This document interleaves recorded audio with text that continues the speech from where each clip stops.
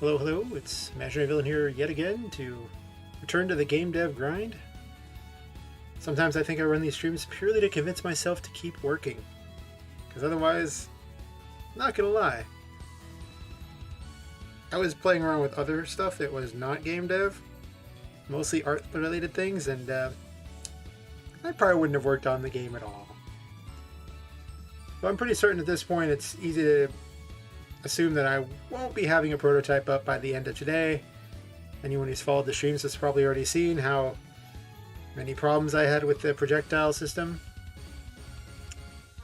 and all the issues that caused. So now we're kind of working on still making the enemies, I guess. Mostly the dolls. At this point, I think I'm just going to ship a couple levels for people to try out anyway and just, I don't know, see if they even like it before I get too into it and see if I can get some feedback on what does and doesn't work. Not gonna lie, I'm so big into making all these crazy systems and doing all the artistic stuff for it that the actual game design part of it's like not something I really got around to thinking about too much until, well, now I guess. Anyway, I discovered I was going to add Q speed back into it and everything, but then I thought about it and realized that I don't actually need Q speed because I can actually just, set the move speed myself. I don't know why I wasn't doing this. So I might just disable dashing and then just have a move speed like that, and I can have a more a little less extreme of a move speed, I think is the best way to put it, where right now the speed is just, RPGMaker really just has 4 speeds. Painfully glacially slow, blazingly fast, and then teleporting. I have no idea why those are the 4 speeds they settled on, but it'd be nice if they had more of a gradient than that. But I can always set it myself, so it's not that bad. I think I'm going to restructure things to be a little bit more varied on the speed, to be honest. It's just too fast. So maybe an in-between will get the job done. I realize I'm using decimals in JavaScript, and I'm sure that will come back to bite me at some point. I don't know. Why not? Sure.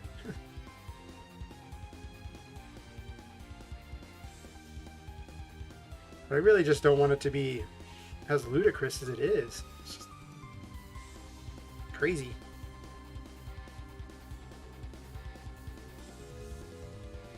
I have this system set up so that whenever I start a level, it picks which thing we're dealing with and then adjusts it accordingly.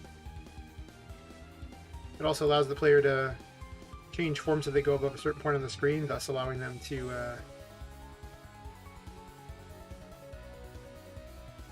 turn into basically like a ghost if they go high enough on the screen.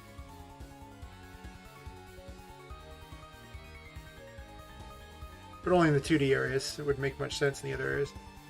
I kind of want to do everything in 2D. I really do. Like, it's just so much nicer looking.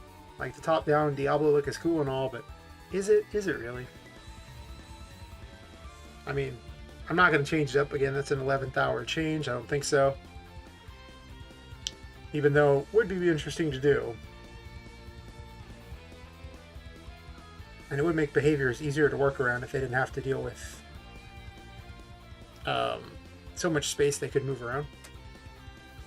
But, no, we're not doing that. So, I'm going to set myself some move speeds here and then see where that goes. I'm testing having the blue thing over everything. I don't know if I like it on the title screen. I like it everywhere else, though. Like, I like it here a lot. It just makes everything look darker, except for the lights from those, but even though there's no actual light coming from these due to bloom, plus it just being white, it looks like it's lit up. So it's just a neat look.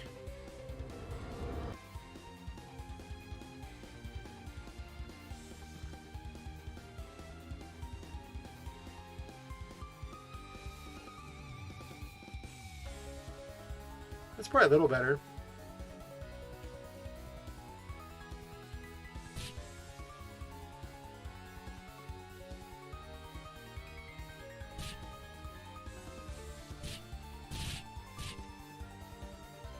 I might just change everyone's speed up a bit, just so they're a little less ridiculous.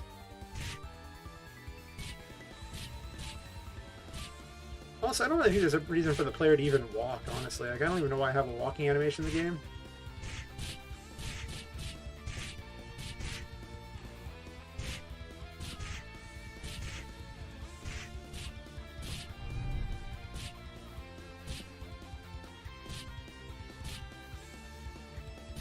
Because before the player was so fast, you're just able to escape everything, and it's just not that interesting, I think.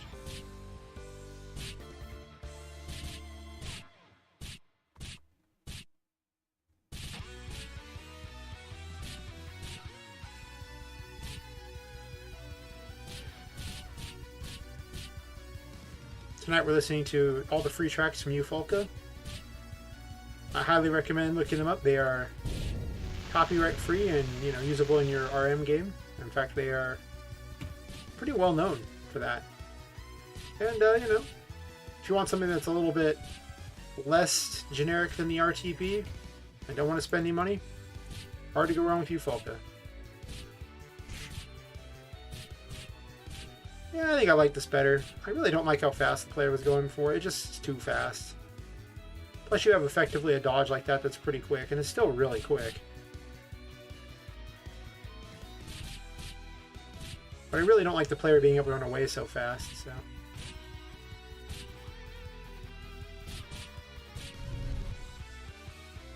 I gotta fix that particular projectile thing. I love this thing here with all the ones that appear.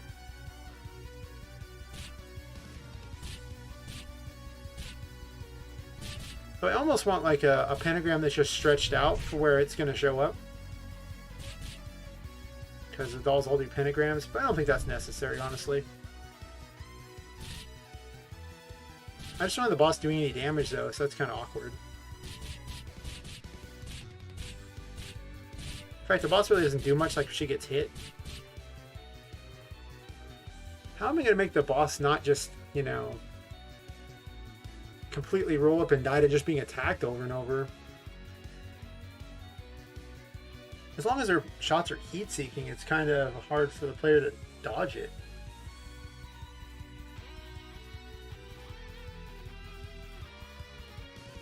Before I was just firing random shots everywhere, and that was okay. The problem with that is it's just not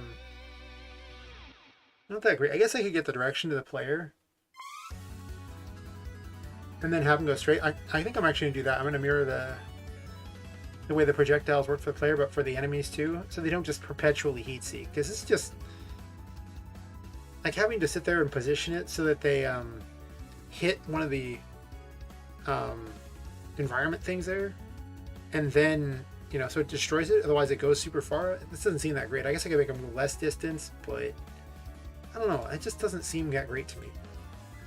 I don't need these ones anymore. Famous last words on that one, I'm sure. But I'll make a new backup before I get too crazy on this, because I guess I have a backup of the game from yesterday, but eh.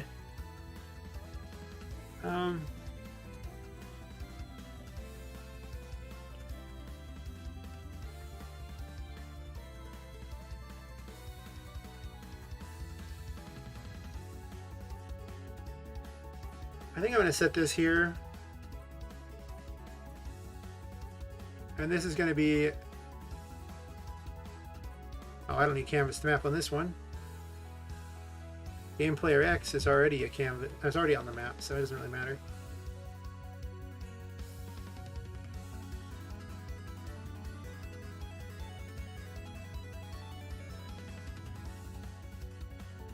I don't need fine direction to the player, because it's already going to move towards the player.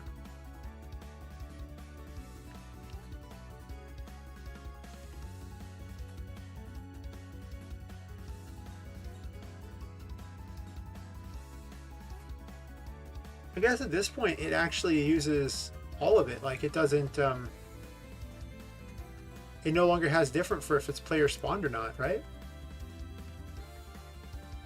Yeah. I guess it doesn't. I'll do that and get rid of the move towards player on this, just so it moves one space away from the mob. and then it goes away like that, because otherwise sometimes they just hit the mob itself, and that doesn't work very well. Alright, so we don't need this setup here. We need that. But I don't need the other things, so let's just do this.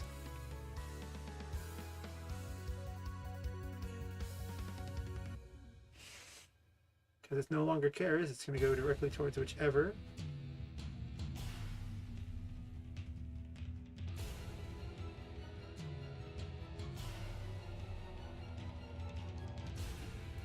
I actually like a lot of the Ufolka music.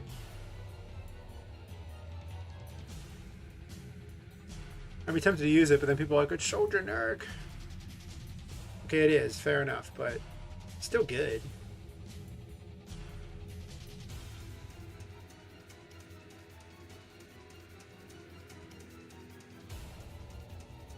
Yeah, I don't know if I'll use it on that screen or not.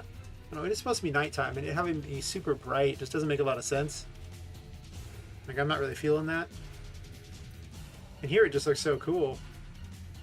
I'm a really big fan of blues, so easily my favorite color, even though I tend to dress more in black than blue, but sometimes I wear blue. But when I do art, I'm a big fan of blues.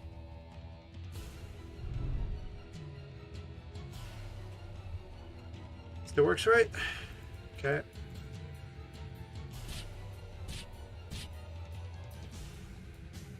I'm hoping that these projectiles then go straight at the player, but then once they reach their destination, they start going straight towards, you know, like a projectile movement. Yeah.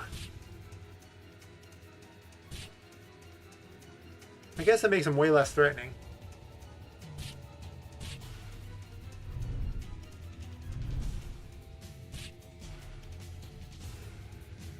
But I mean, they were almost undodgeable before. Yeah, I do think I like the slower speed. This isn't, you know, And Remember Tomorrow, where it's like, you know, you're running like crazy and you have to get in front of the enemies in order to place the pads so they can be hurt by them. This is more Diablo clone, so...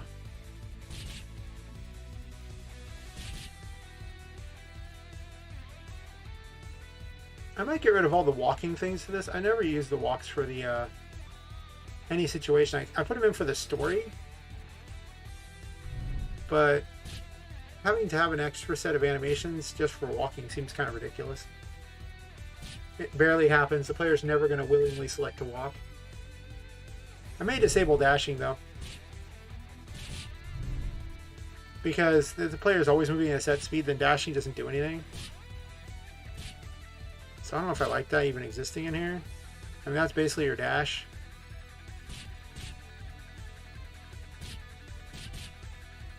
So I don't think I need it.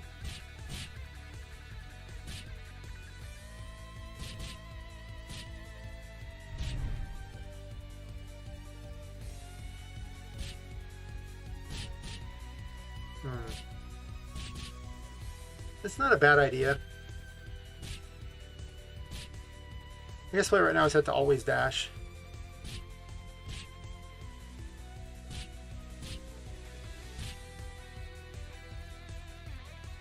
I still deal with the options screen where I add and remove the dash options. But if I'm just going to set the speed that way, then dashing makes no sense.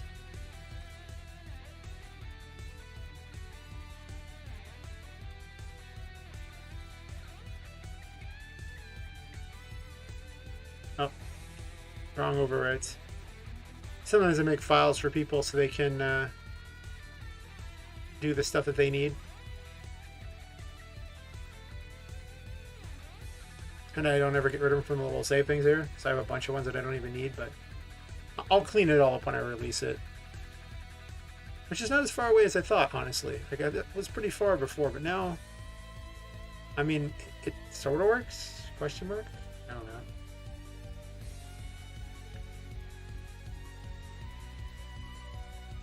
It disables it on this screen too, so I'll have to set the player's news. I don't know, the player's moving pretty fast on this screen. That's fine though, I want that to be fast. That reminds me, that means if they go into the menu, I'm gonna have to set the move speed too. So since I let the player be the cursor for the menu, I have to pretty much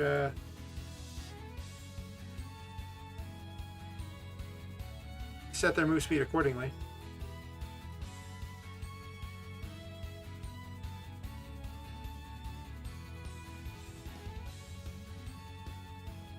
Alright, so we'll do that there.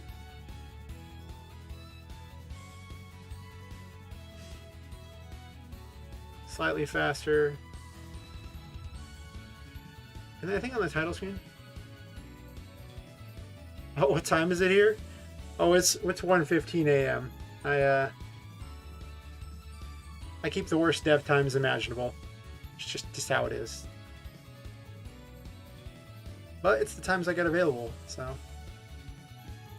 gotta do what you gotta do.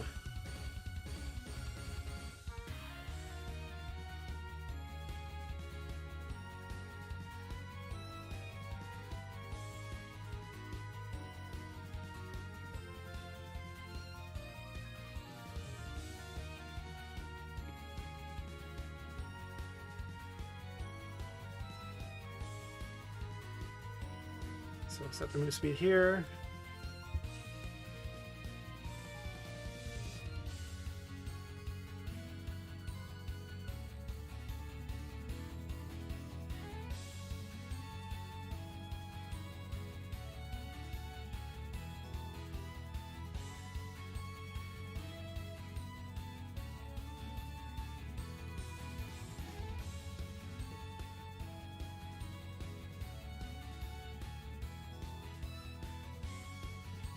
That's a little better speed.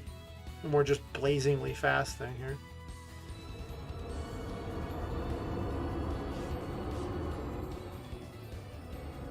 If you leave the options menu, it still works perfect. Nice.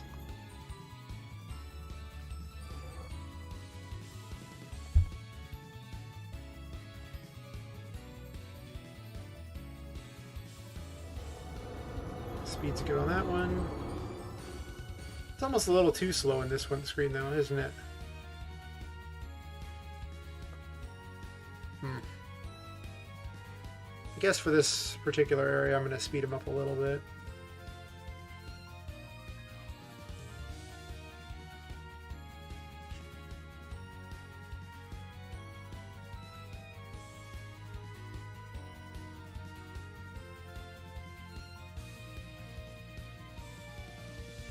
Having so many different areas where I change the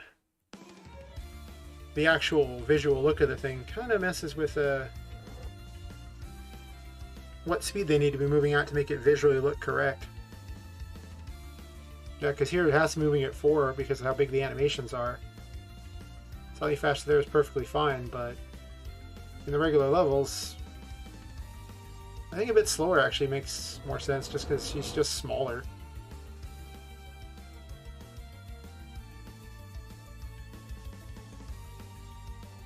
That's an awkward place for that to be. Yeah, I think this speed's just fine for the area.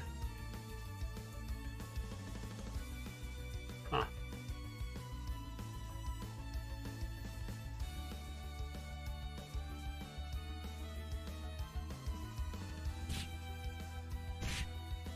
Alright, so those projectiles need to pretty much just detonate sooner. I think they need to fire faster since I got rid of the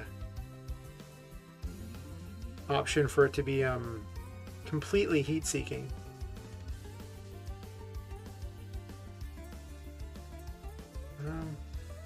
How did I set those up? Oh, I just put it in here now.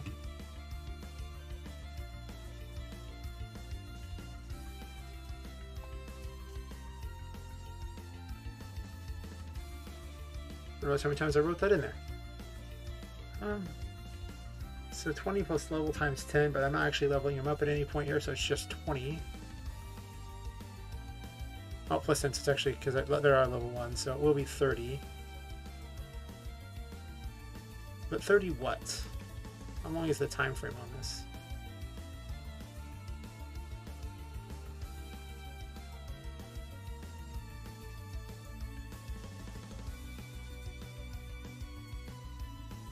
Is there any weight involved anywhere on this? I don't think so.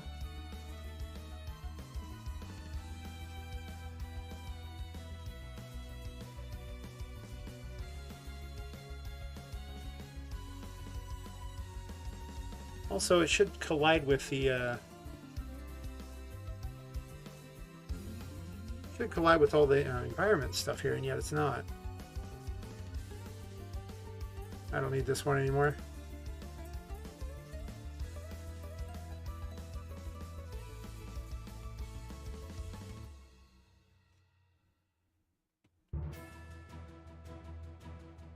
So, did I include a destroyables array for these ones? It looks like, well, 201.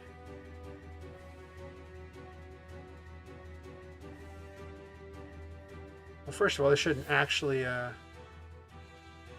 no, in the map blocks array. I just didn't include that, okay.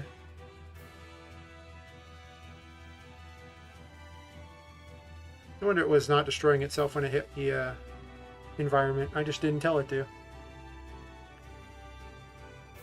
That should fix that problem. While I'm at it, I think I'd like them to fire a little faster too. Oh, that's her projectile, not how fast she fires. So I ever set to every 50 ticks. And then there's kind of a delay when she actually attacks. So I don't think it needs to be that much of a delay. We'll make it a second after. And then...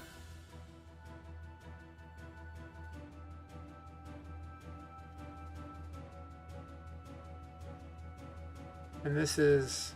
oh, that's right, I changed their attacks if they're, if the darkness level's high enough.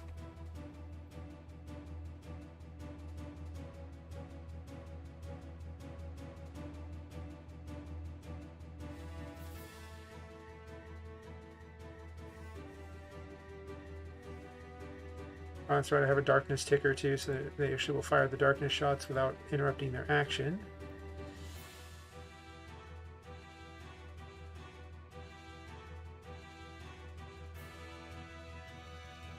I just need an else on this one here. Otherwise this action will never trigger. I already have an else on that. Because they're close to the player, I want them to start trying to hit the player. But otherwise... yeah, I guess I'll borrow all these here. Gonna want it here.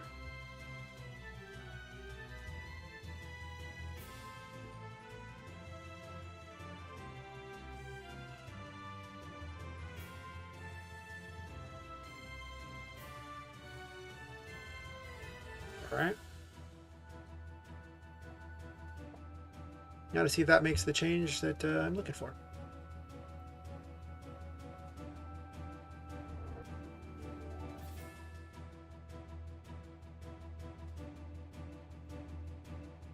It should. Can't imagine that it's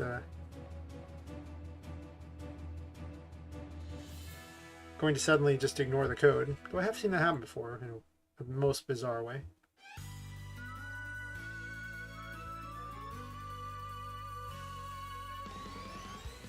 I almost like the keyboard movement better than I like the mouse movement. Though the mouse movement's okay. It's much better than it was.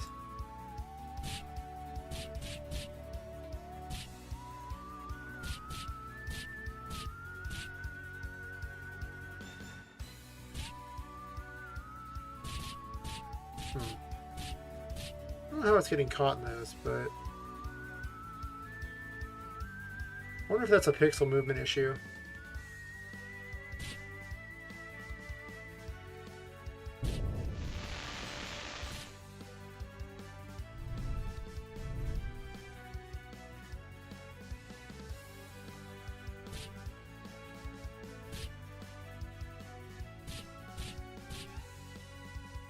The behavior of the projectiles is still a little weird.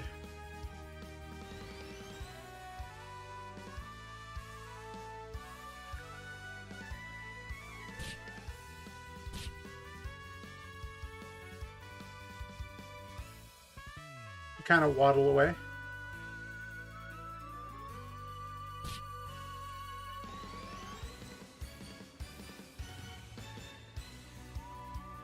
Unfortunately, this allows them to basically go inside of stuff.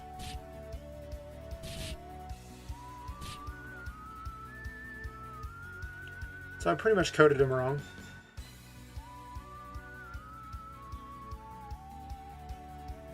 I think I'm just going to take this through crap off.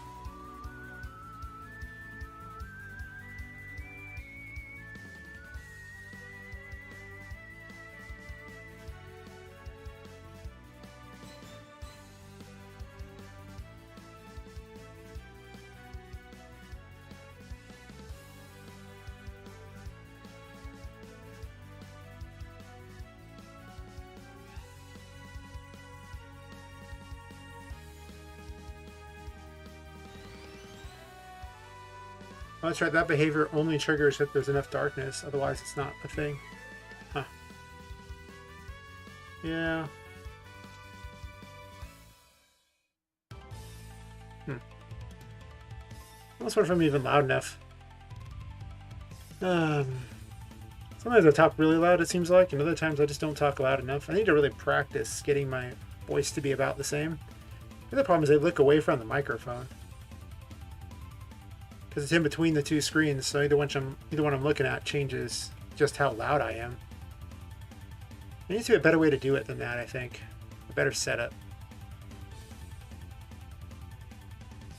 Huh.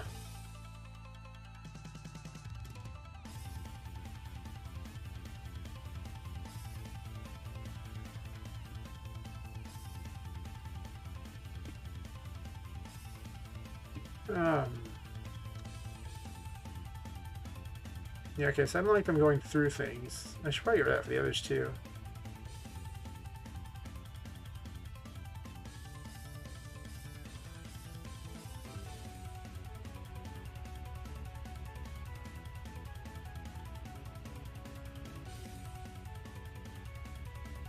I want to do smaller hops.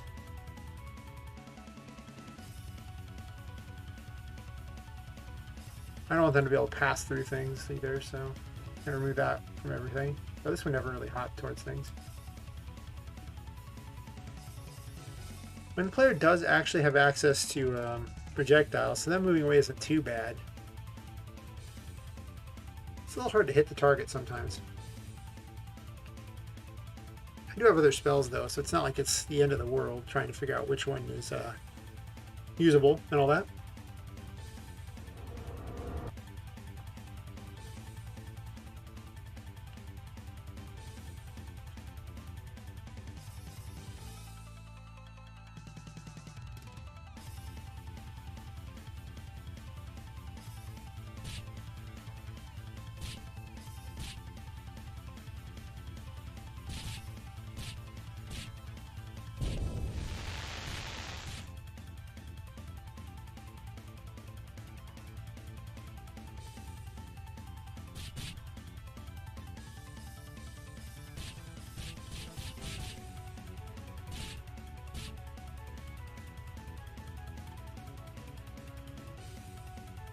If they're not going to heat seek, then they might actually need to be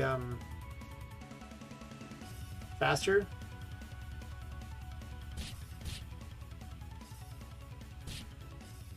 Well, destroyed itself on the environment. That's what we're hoping for.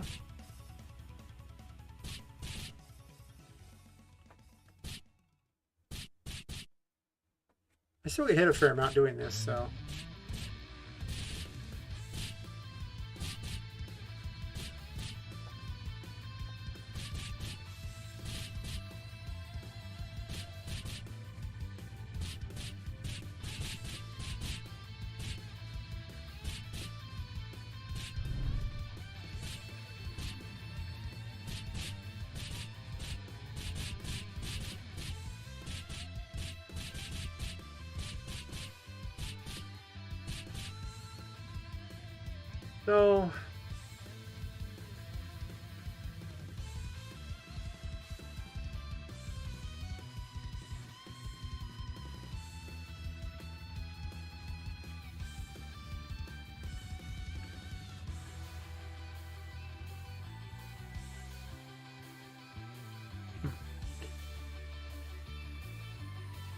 So what's the plan for when they're hit?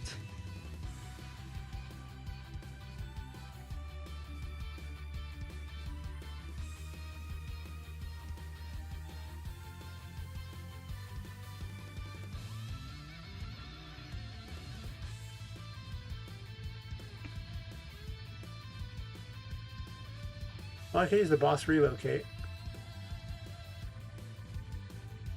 That'll make the boss really obnoxious. Or I can just make it where the player can't stand there and just keep shooting at the boss like that, which might actually be the better idea. Just make it where the boss is all this damage and things. But currently the boss doesn't actually deal any damage for the most part, so...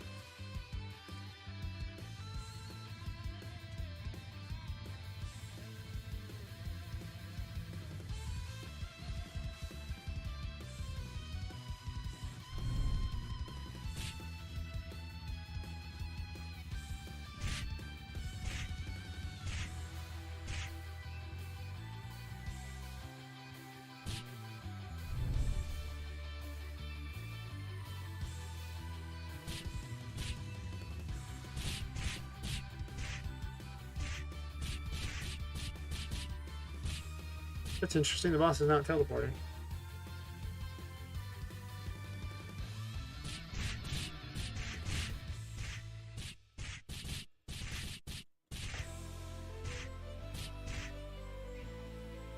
Oh, I know.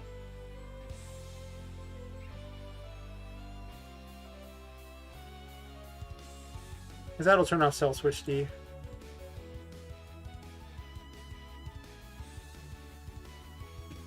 That might not be the way I want to do it, though.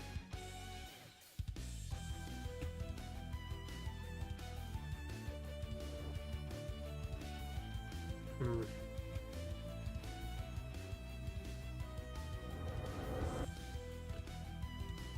might have to put it on the other page and just have an if boss is damaged or if enemies damaged do something. So they can have a logical behavior on how they're going to do things.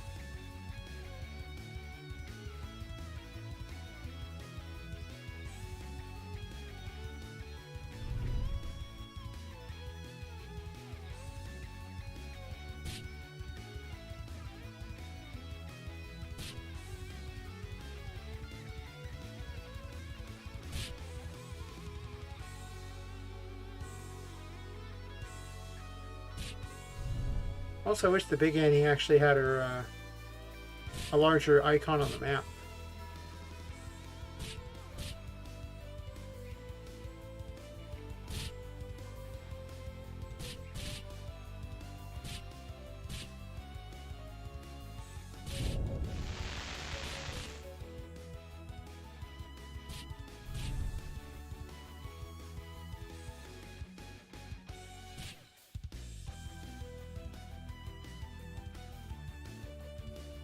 She's really hard to attack now.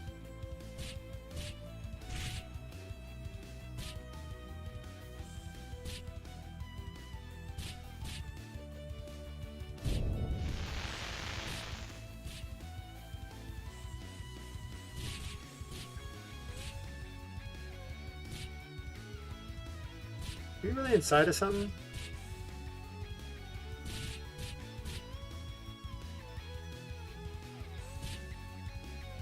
I swear the thing to see if they can actually land somewhere isn't very good.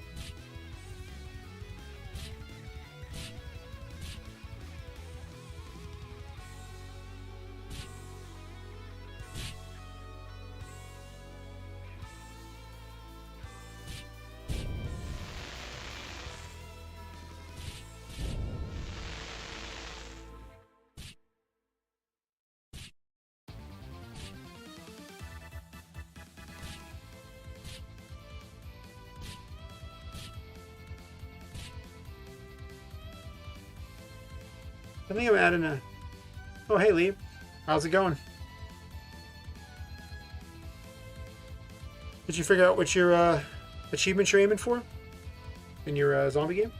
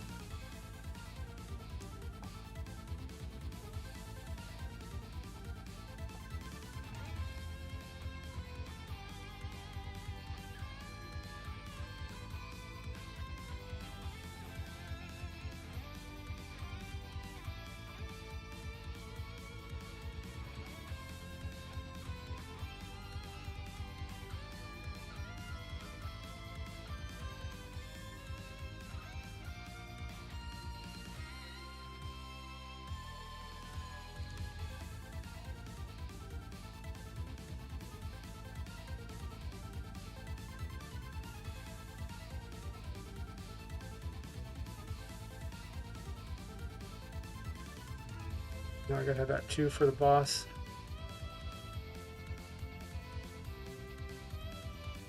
Oh, that's the wrong page. Oops. Don't do that there.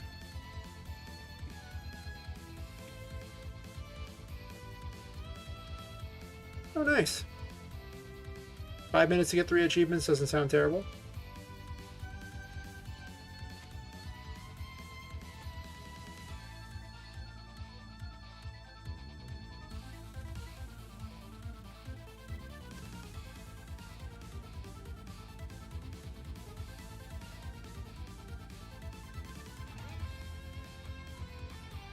What happens when you get those 3 achievements? Like, can you get more achievements from that, or is it just you get the 3 and then you're once again back with nothing to do?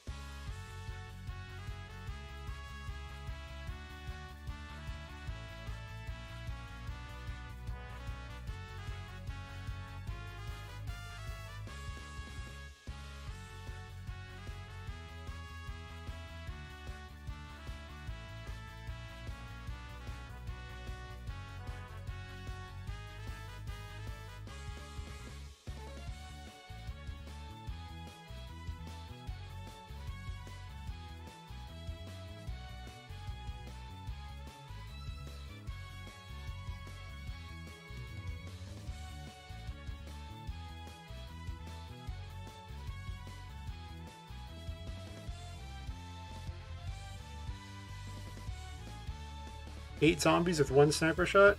Jeez, just line them all up there. That does sound kind of challenging.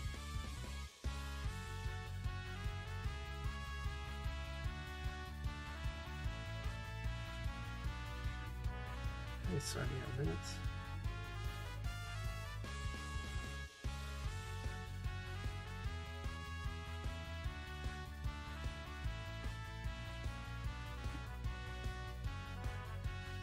So did you manage to get that achievement? Did you actually kill all 8 zombies with the 1 sniper shot? Or are you still trying for it?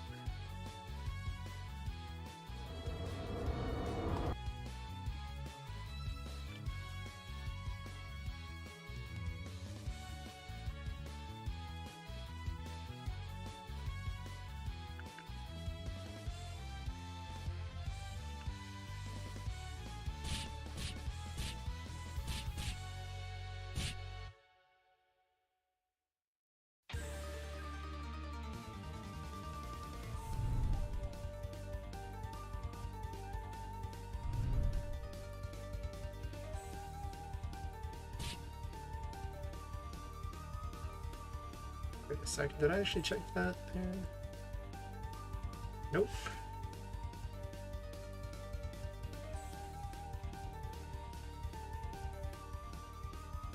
I'm sure you'll get that achievement eventually. That sounds like quite a challenge. I imagine, unless you've got some sort of a corridor you can lead them all down, it's going to be pretty tough. So I guess you could actually just build a corridor with your walls and then force all the zombies to go down it, just funnel them in. And then just sit at the end of the corridor and just start unloading with a sniper rifle.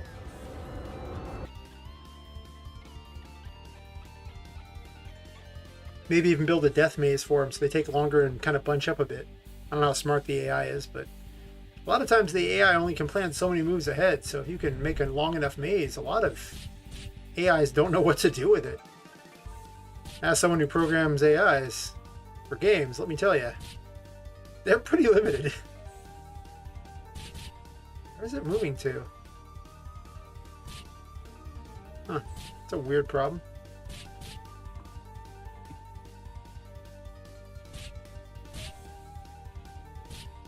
For some reason, the game keeps deciding to retain the mouse movement. Huh. But yeah, there was a game where I think it was some sort of dwarf game. I can't remember what it was like. There was some reason we were building like a dwarf city or something, but all your dwarves were really dumb and kept trying to just kill themselves off by going to all these traps. So I eventually just started making these incredibly long mazes, and the devs couldn't figure out how I was able to basically last forever, and eventually the computer would lag out due to them just spawning an unlimited number of these mobs. I had to ask them about it. They're just like, how would you do that? And I really just made these big mazes, and the AI was just never smart enough to find its way outside of the mazes.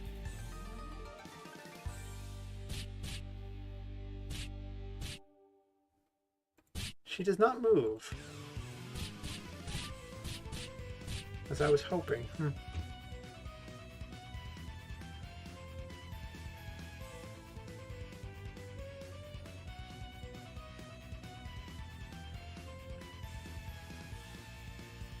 So the zombies get stronger for every achievement you unlock? Strange if it works that way.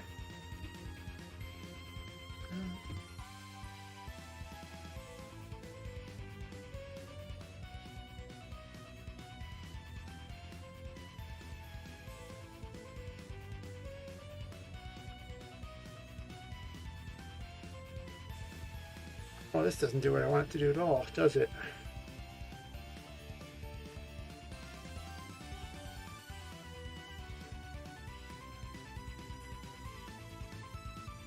No, it doesn't do what I want it to do at all.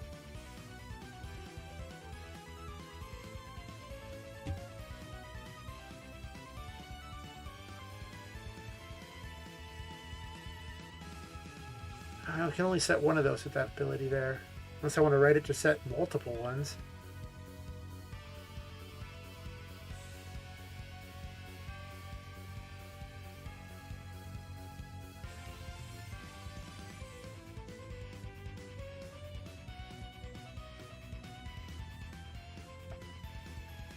Do I run two of them?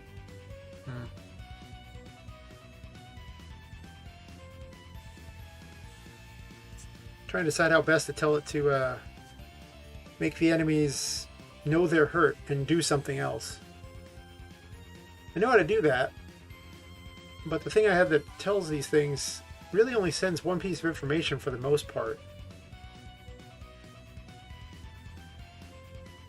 And I already told it which piece of information to send.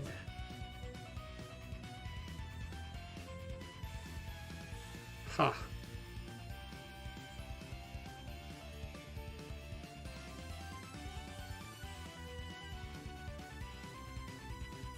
I guess I could write it to be smarter.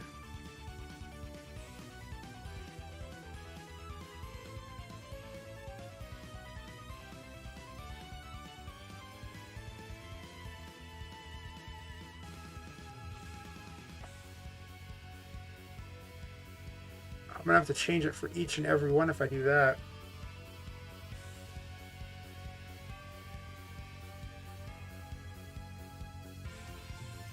Okay, the question is, do I write this the dumb way that gets it done quickly, but it means I don't have to change the commands anywhere else? Or do I write it the smart way, which makes it way better for the future, but means I have to go back and change this information?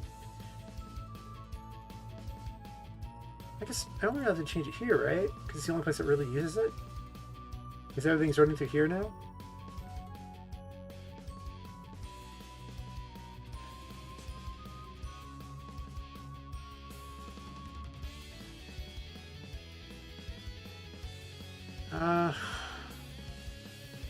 Guess I run it the smart way. Ugh.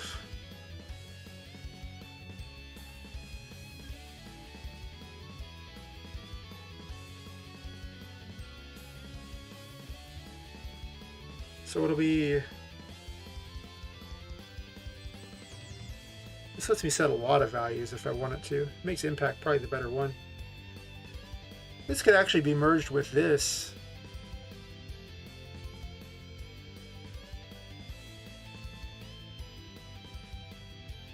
So I could have it do both.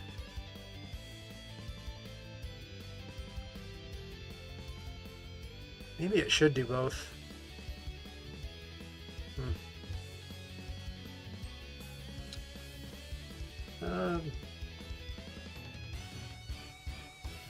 variable, actually,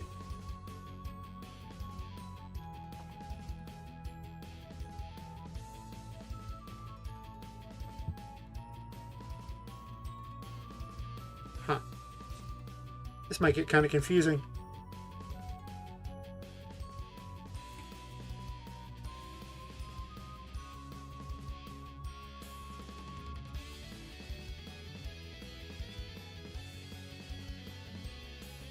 And then for I is less than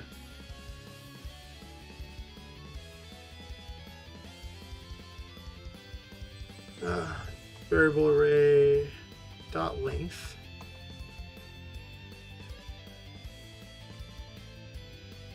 Oh, sorry. Let I equal 0. And then I plus plus.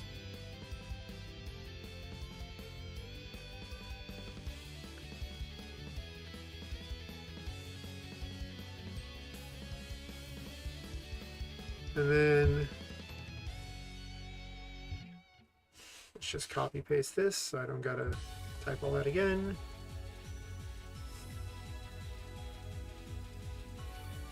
And this will be J.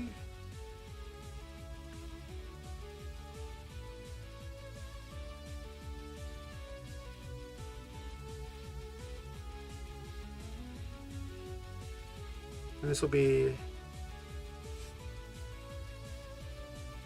I. So it tells me where in the array it is. And then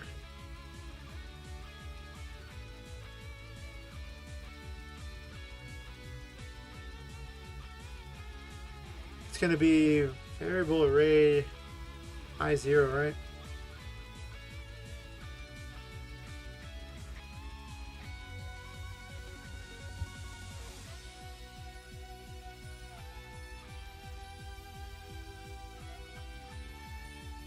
And then I can set any number of things this way now.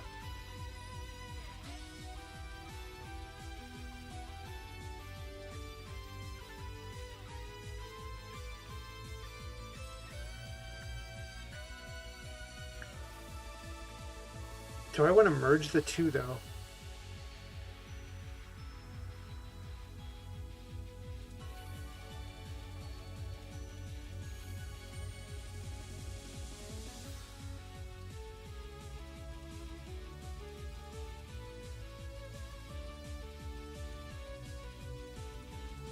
Huh.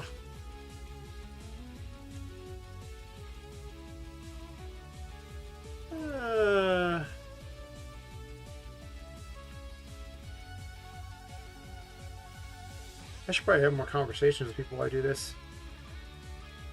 Not gonna lie, it's actually a lot of effort to come up with complicated solutions to coding and then also talk at the same time. Also, I'm gonna take a bio break real quick. I'm gonna make myself a graphic one of these days. Yeah, I'll be right back.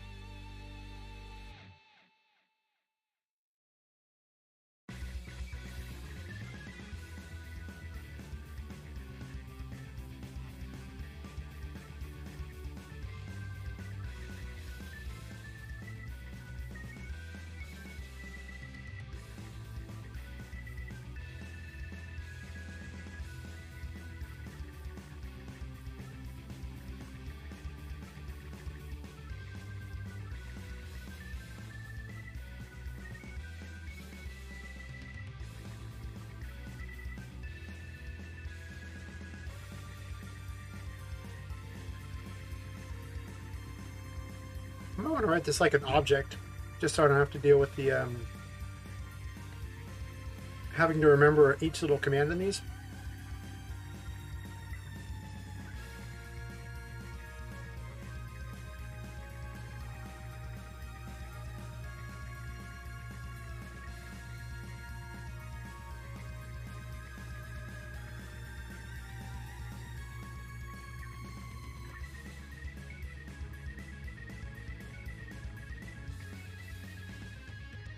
Mostly because this will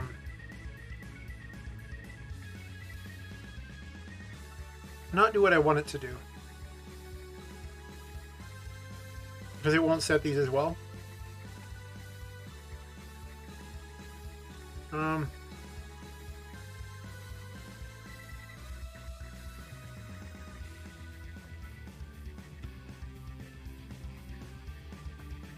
I can either make it more complicated by putting it amongst the variable array,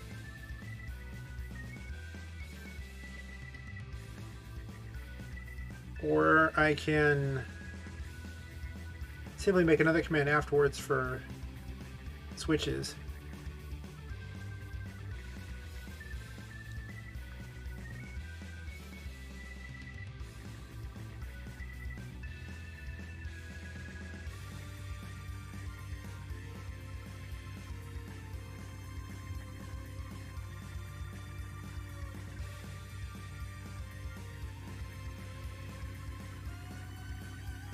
Oh, welcome back.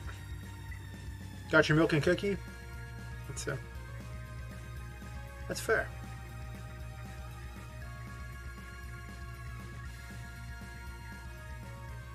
I'm just trying to make this tool work a lot better than it did before.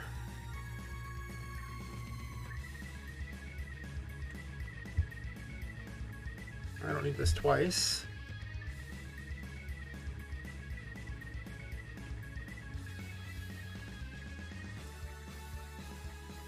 Guess I can just put this knot in there. Otherwise I run the risk of it being just too complicated.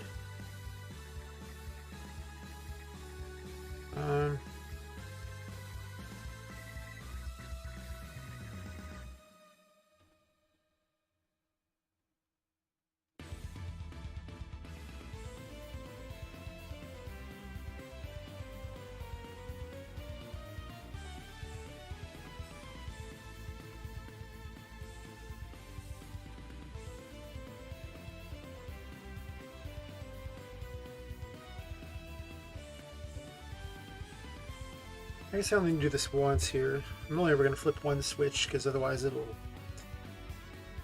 be a little awkward and weird.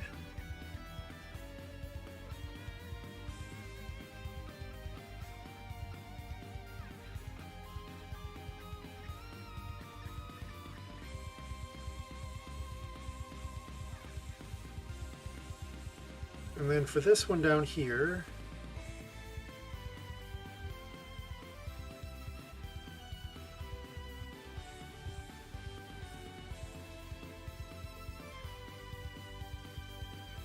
I think just about everyone likes milk and cookies when they're small. I'm not gonna lie. It's definitely something I was into back then.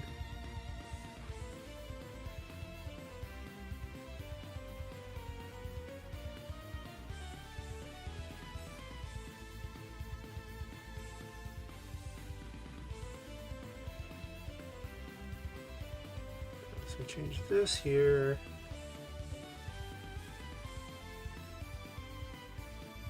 And that.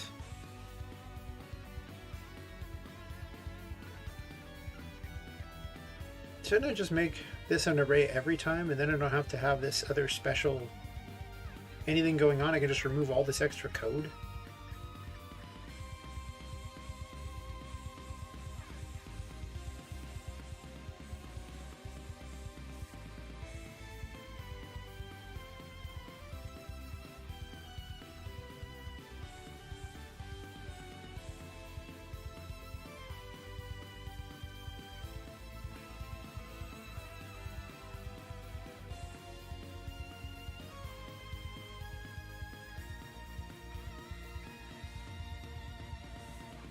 Oh.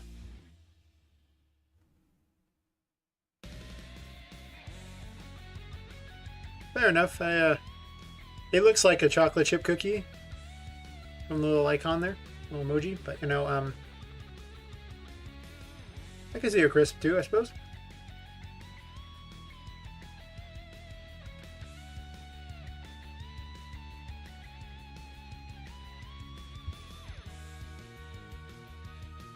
I think I'm going to convert this to an array. I'll be surprised if this code works the first time through.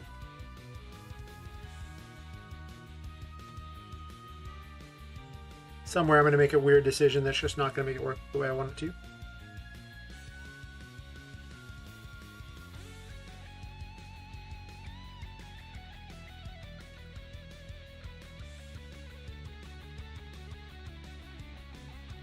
Oh, don't do it like that. If I do T event that way.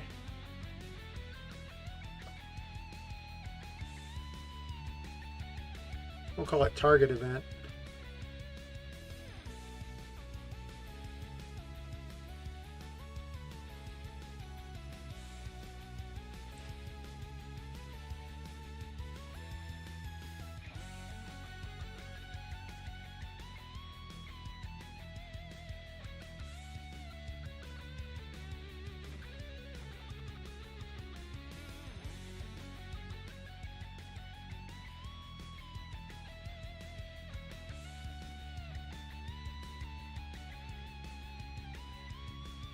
Oh, fair enough.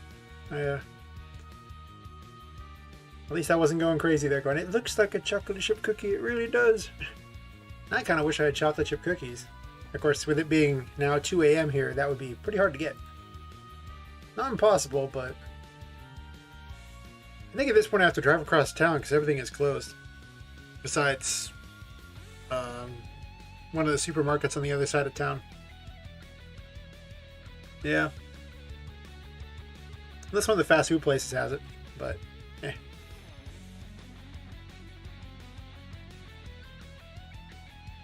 Did you get all the milk and cookies?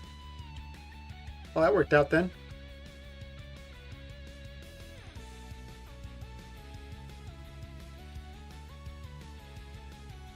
Is that PM or AM?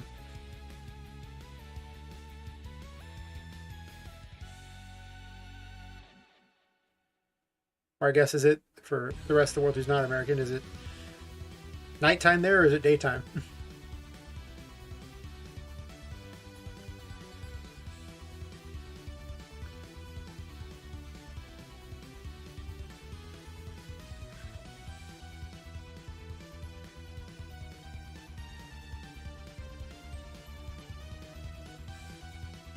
I think this will work.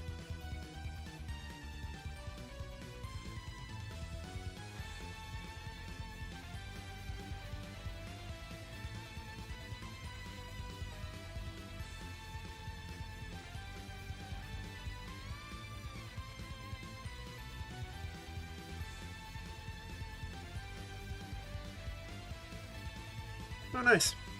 One of those normal people times where people like me are weirdly asleep.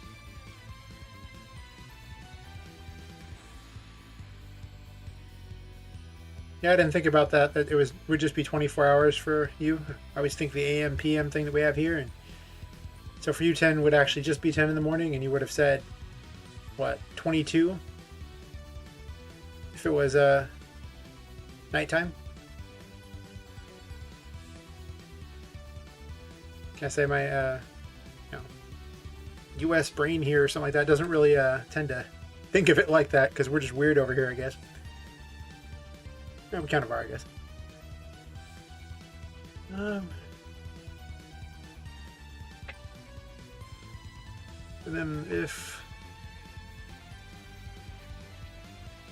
I don't know if I need an if on that one or not. So collides is fine on these because it doesn't really matter.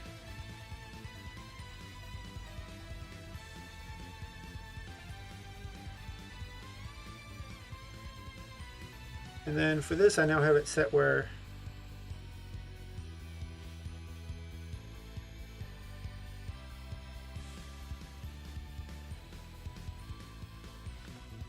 And then hurt. And it sets that to true. All that code just so I can make this work here. Nope, we gotta do it this way.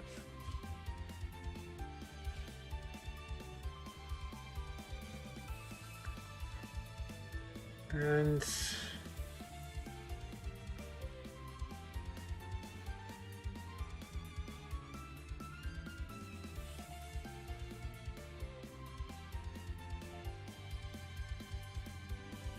we're just going to copy this one here. In this case, I need frozen.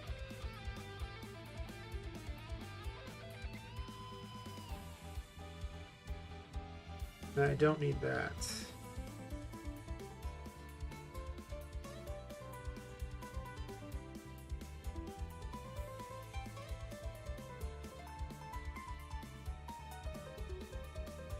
Yeah.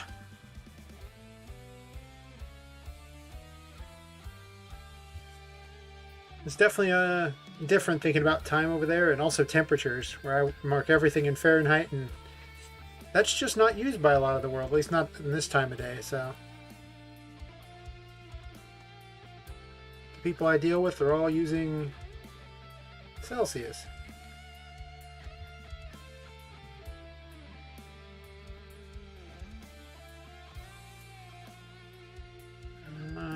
It's right there.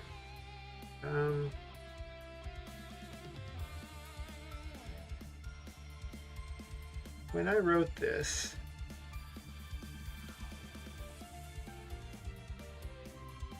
did I set it up to default to true? I might have.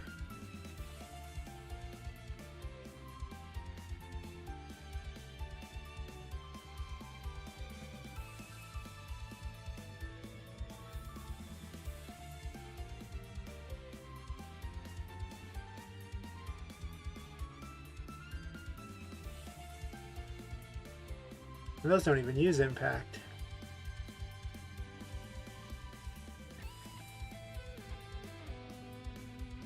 Huh.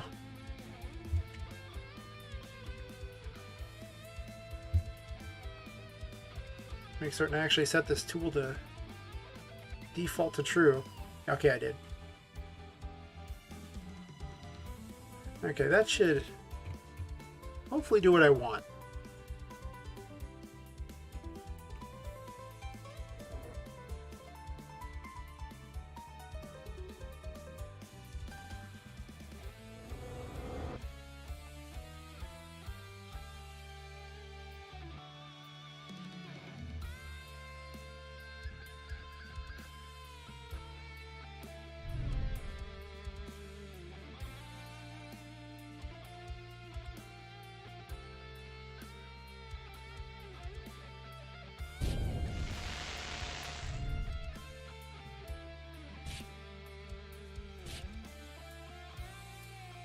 Did I even change those ones?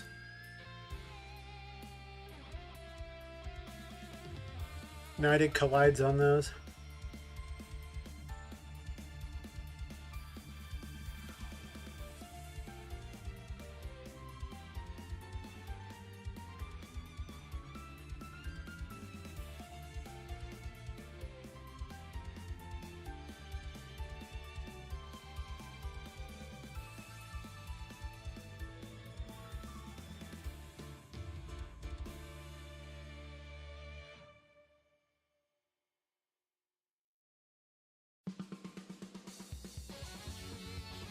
I think I missed something.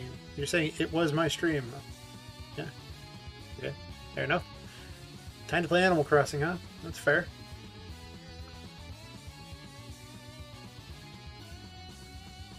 One of the real problems with doing coding and all that, and programming, you know, just the game in general, talking to people, is you have a lot going on in your mind at the same time. So it's just like, what was I talking about? It'll probably work out, maybe.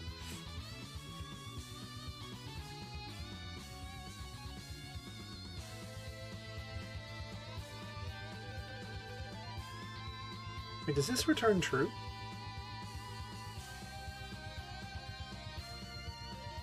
Okay, it does, yeah. So they're almost identical, so they should basically do nearly the same thing.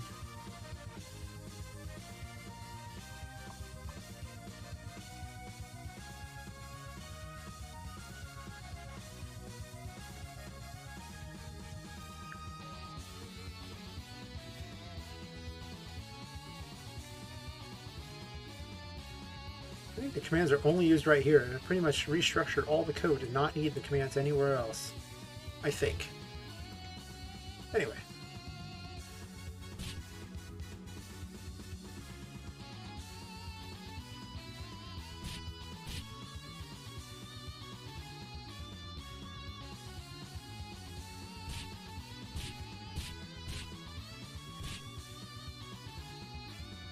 That did not do as I wanted.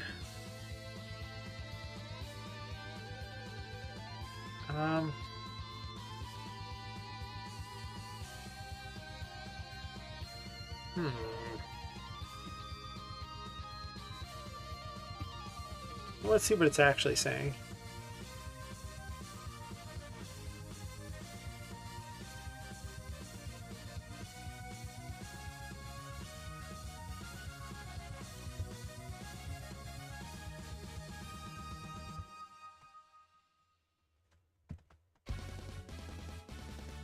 Oops.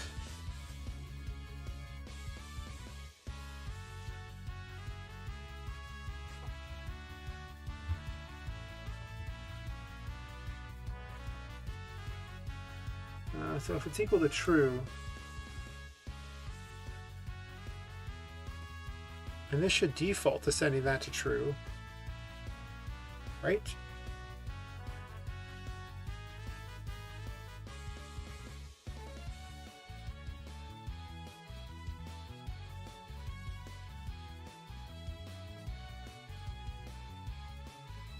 I mean, it seemed to be damaging it, so it is finding the event on the impact here.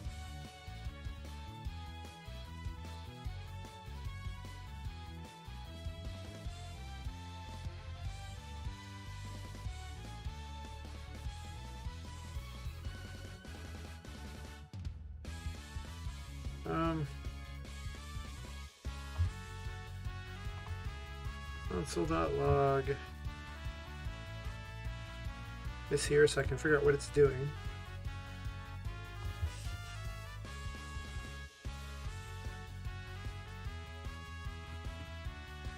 Somewhere it's just not quite setting what I need.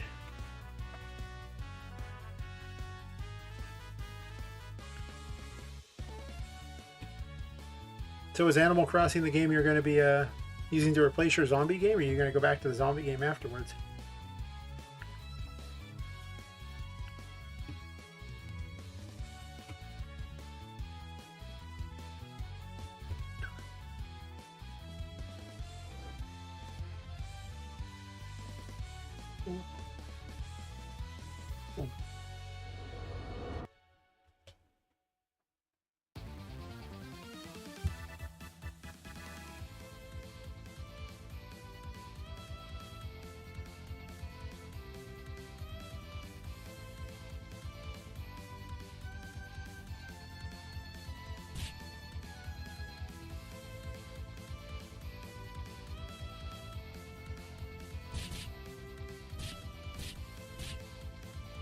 I'm not gonna lie, I really don't know that much about the Switch at the moment.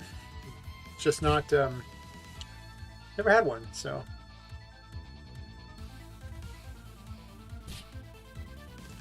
Usually a Pro Controller sounds like it's a good investment. I can get behind that.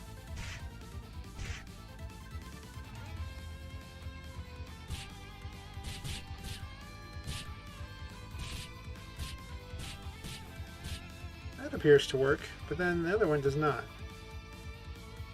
Why is that?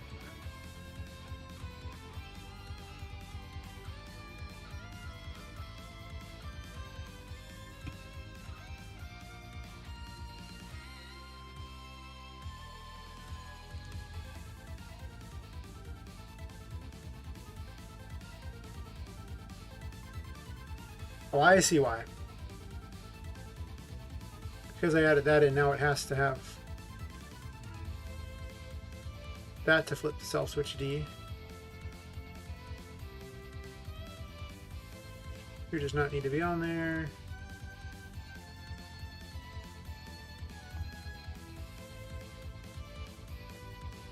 That makes sense. The controller having drift sounds pretty terrible.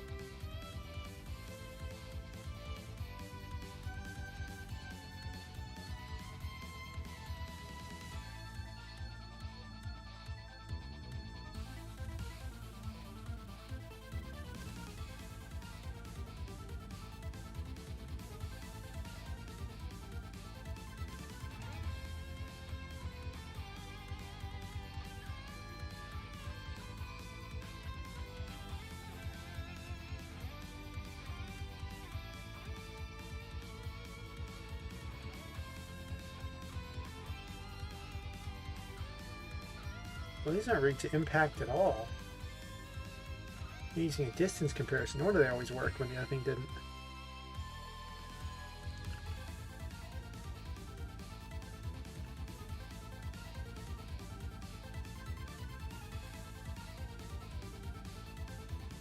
I think that's everything I need.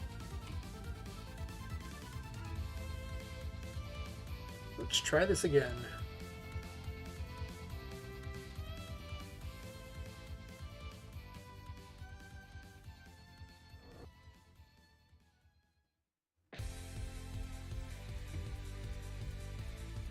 I really want to play with Unreal Engine tonight, but I want to finish this project. But I was playing with Unreal Engine right before I did this, like before I started streaming, and it was great.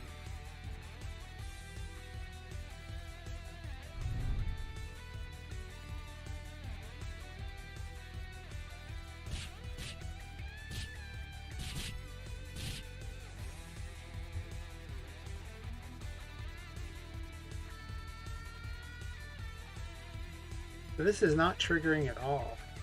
Huh.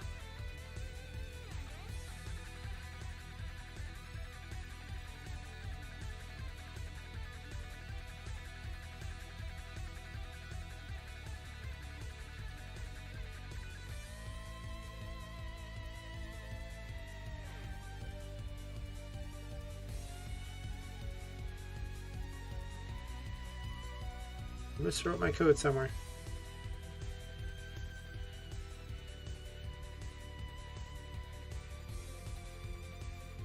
Not gonna lie, I don't know a whole lot about Animal Crossing either, but you know,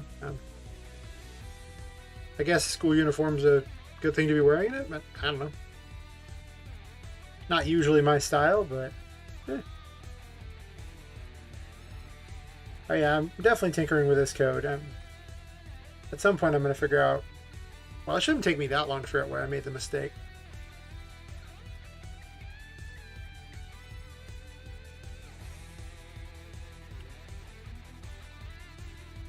So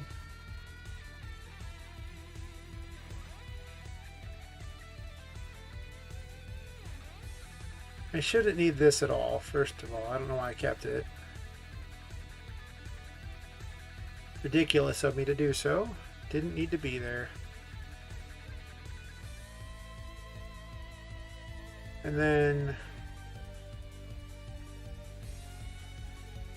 this can just be a simple else because it's always going to be an array, supposedly.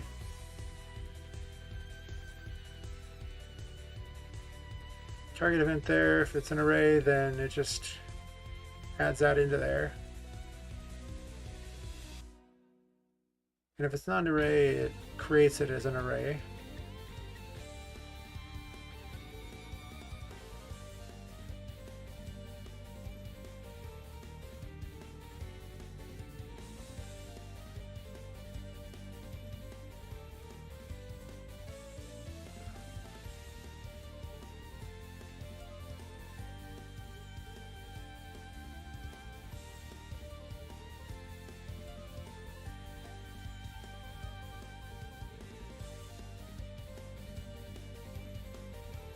We do it in this order because I don't need to run all this code if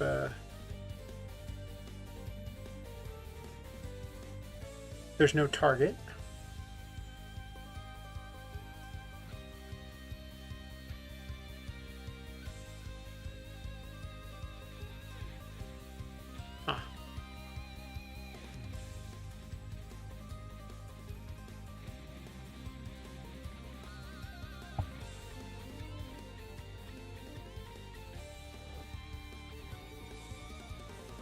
By the time this is done, I'm going to have one very useful tool. The part of me wants to just fold this tool into the other tool that deals with distances as well, but that sounds like way more complicated and probably not that necessary.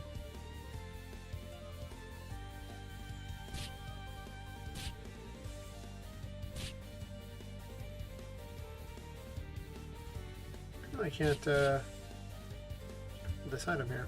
There we go.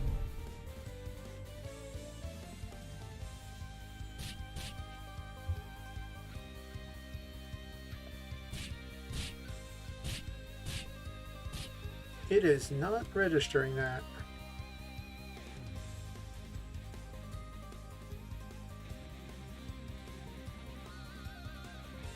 So it never reaches that point in the code.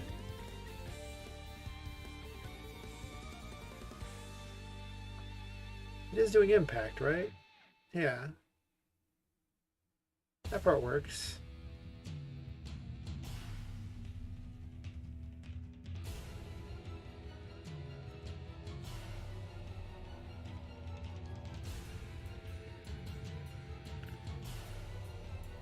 I guess it doesn't have anything to mark there because I forgot to add that in there. The tool might actually work, and I might have just forgotten to use the right command to use the tool I just made.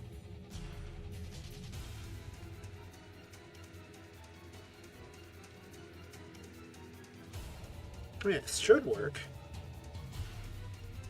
It's just an altered version of another tool I have. Huh.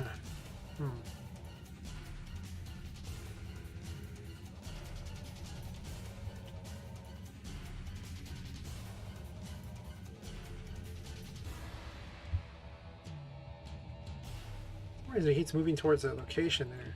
It's weird.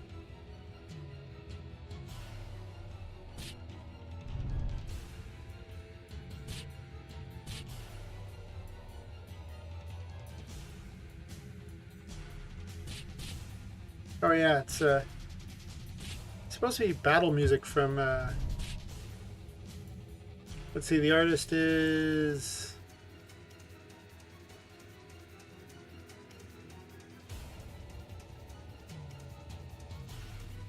someone by the name of Ufulka. It's Y-O-U-F-U-L-C-K. And he just makes a whole bunch of free game music. Well, you can use anything you want, use it in videos, whatever. There's just copyright free.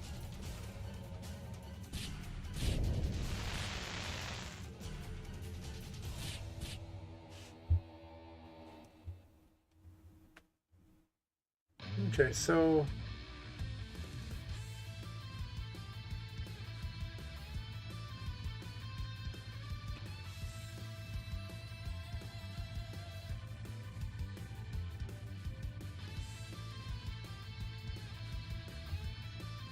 he's actually got a lot of different options to listen to as well. The like town music and like open field music and just a lot of options. I'll probably end up putting the other ones on later. Almost certainly.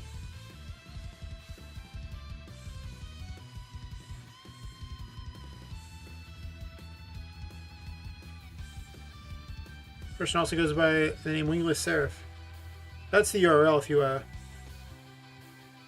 any of the music.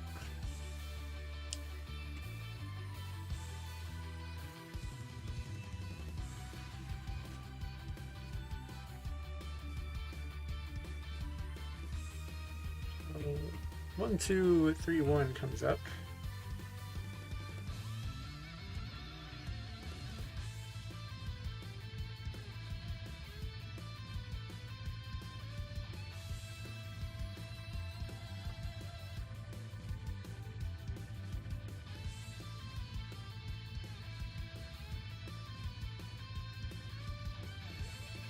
Oh. Right. J has to be less than the variable array I here. Yeah, because it's getting each position in there. Oops.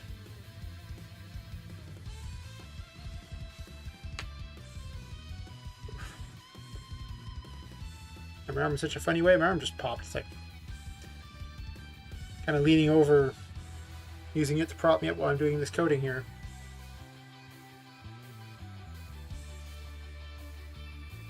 Probably should move it more. So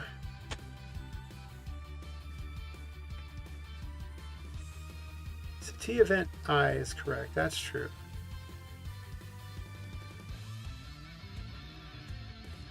But this should actually be J on this one.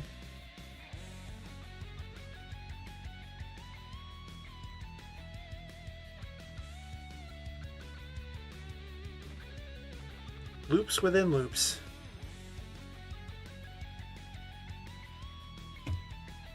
Somewhat confusing until you test them out.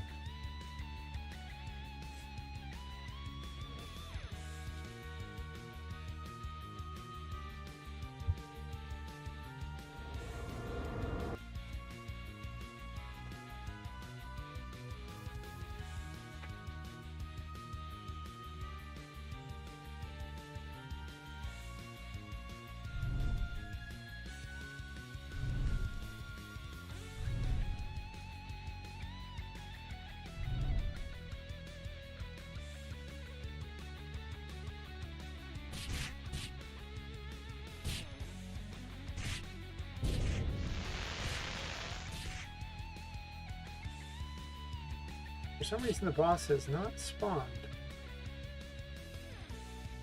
Is there an error going on here?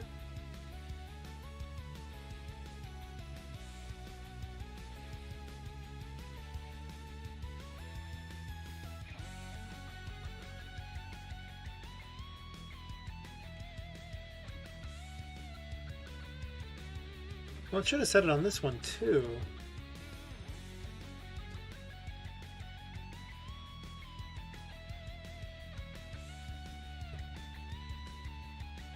Oh. Because I want the length of the array within there.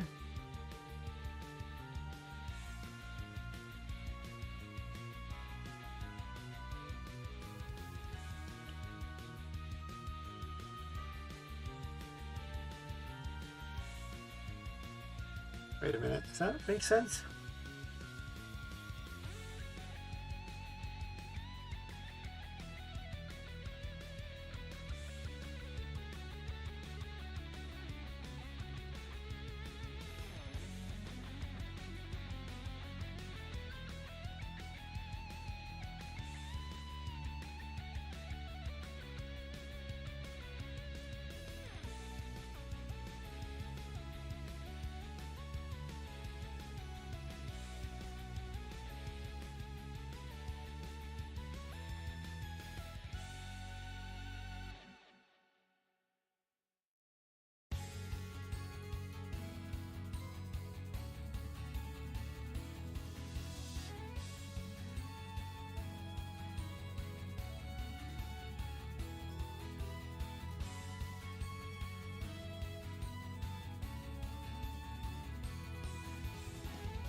So that logs that.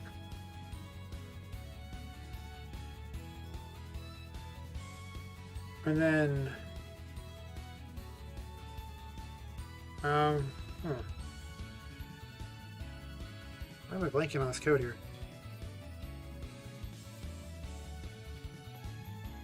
So that'll give the first variable right here, so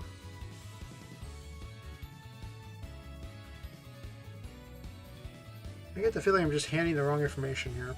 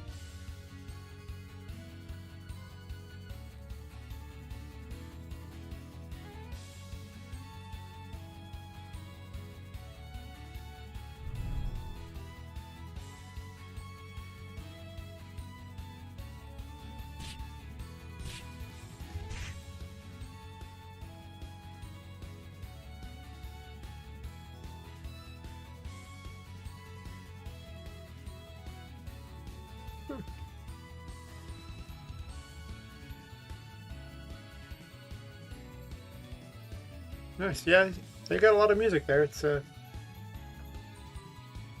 pretty good. I don't know. I might actually change up what I was listening to here because I downloaded a lot of it, and I think I downloaded every single track there, with the exception of the one where it was paid only. Because, well, I don't really need it for anything. It's just something cool to have.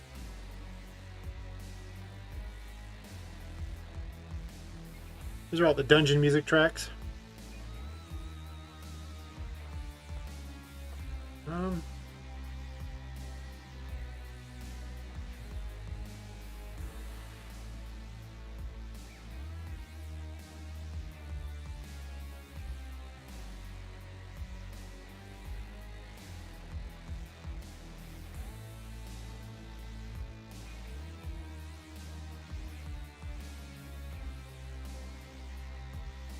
Guess I need to use one of these projectiles to see what it does.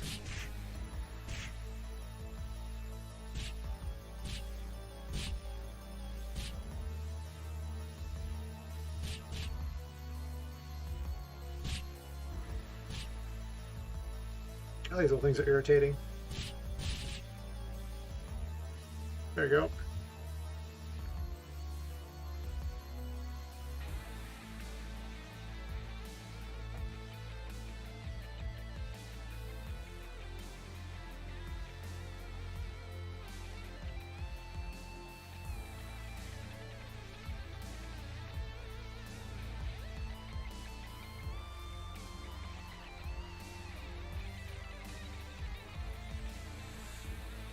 One, two, three, three.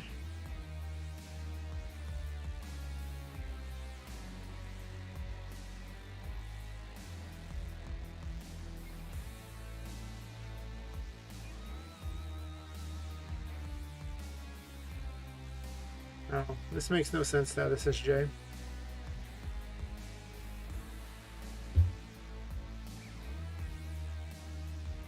In this case, J is just counting.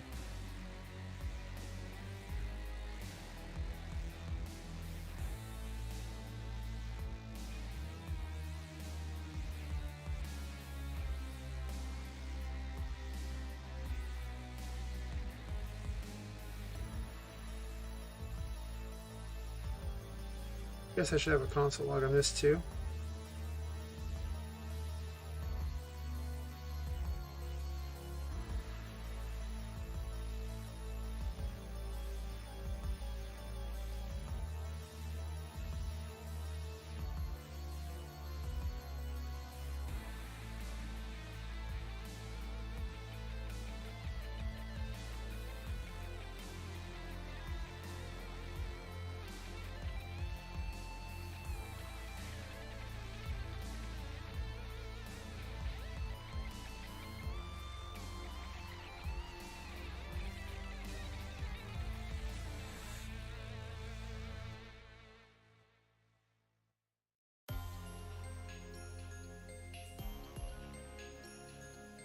Okay, that's right. Yep. Okay.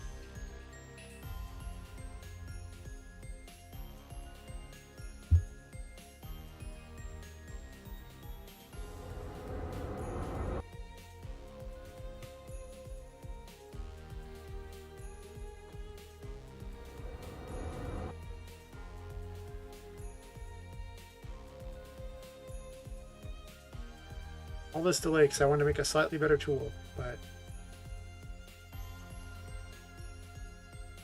instead of programming it correctly, I made lots of weird mistakes. No good. Mistakes were made.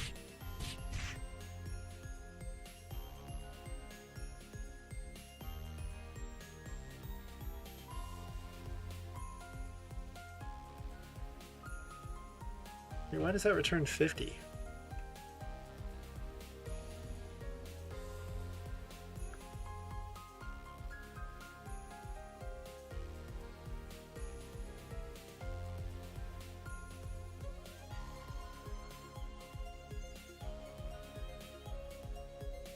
Because the variable array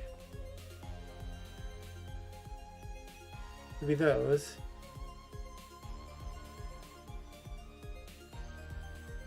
So if I get the variable that,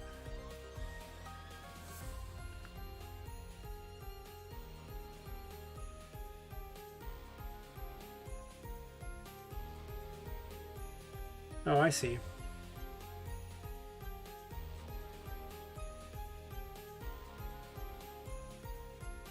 Right, this is console log that.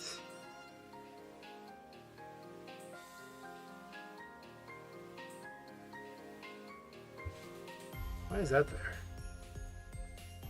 Even I get that. I see, there's a mistake right there in the code. Doesn't need to be there.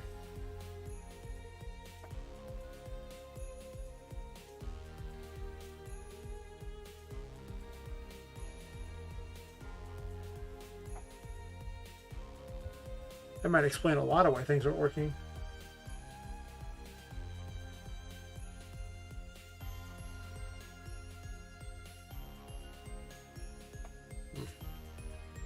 Simple syntax error. Ruins everything.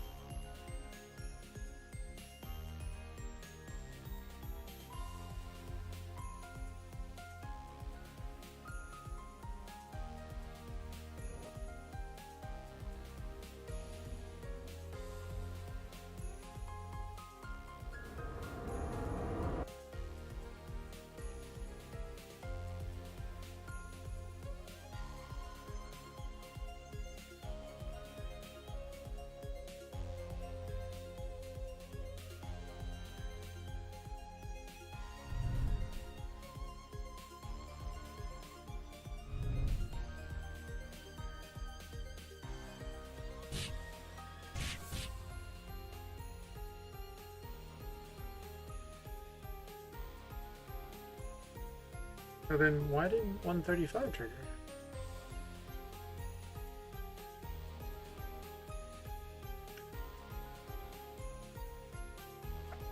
$133 triggered.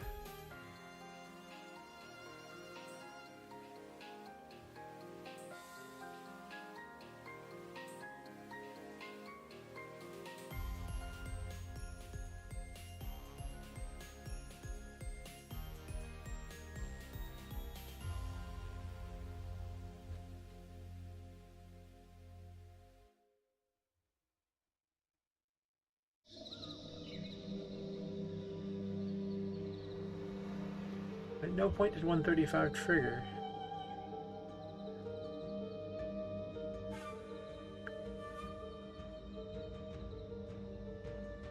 So what's the zero here? 131 has a zero. Okay, it's only gonna trigger once there. Let me shoot the boss to see what it triggers.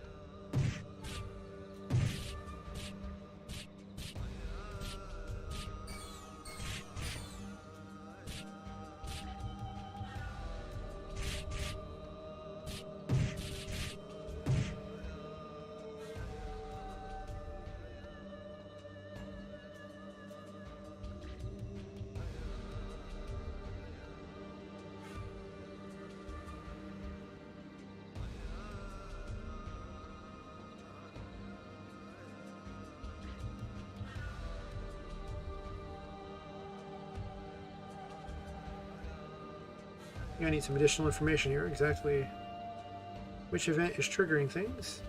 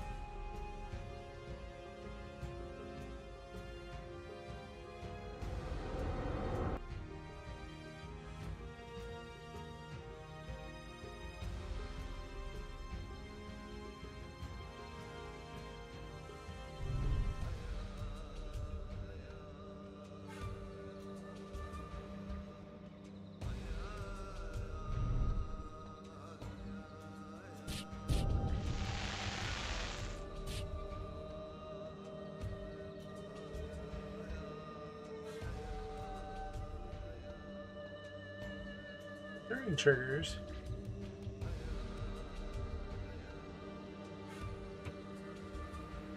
Then, oops, click the wrong thing.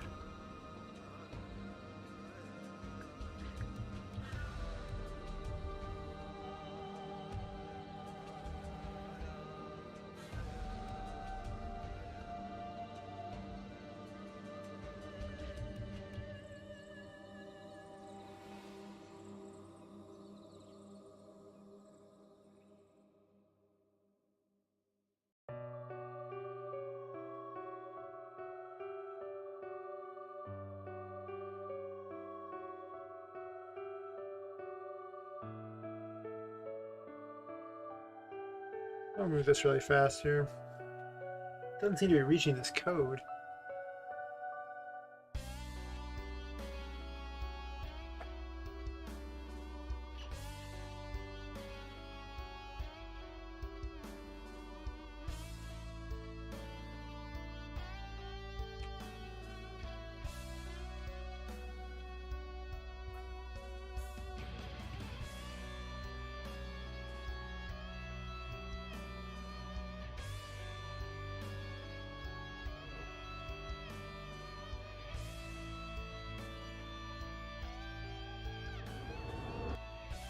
All this so I can let the enemy know that it's been hurt.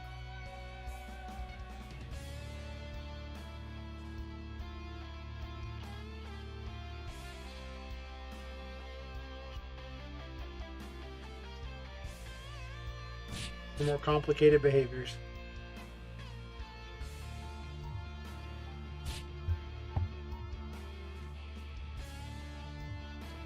Yeah, it stops. Weird.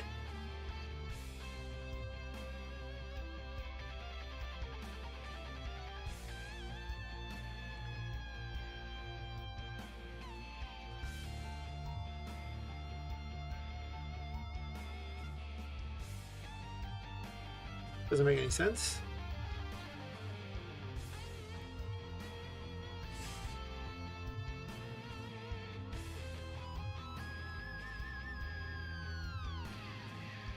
Well, actually, does it?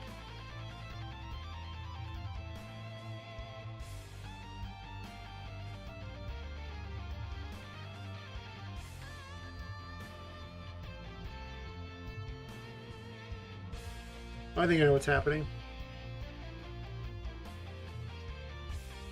Because the switch tells it to destroy itself, so what if I put this afterwards?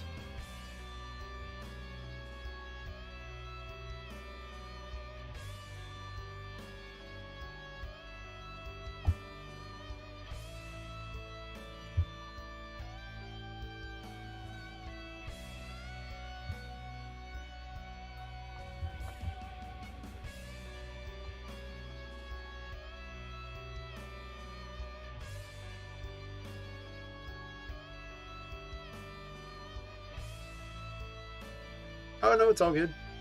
You know, if you got funny memes to look at, I recommend it. Not gonna lie, me constantly trying to solve this random programming problem might not be the most exciting thing in the world.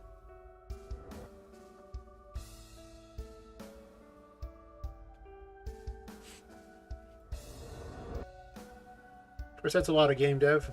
You often encounter a problem that you often made yourself and spend a whole bunch of time trying to solve it. Which is exactly why games have so many bugs in them when they're released. Stuff like this.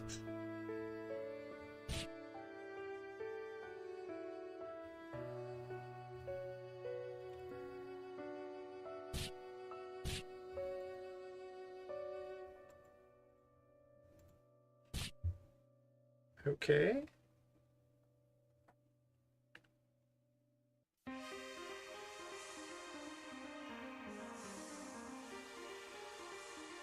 The aftercode never triggers.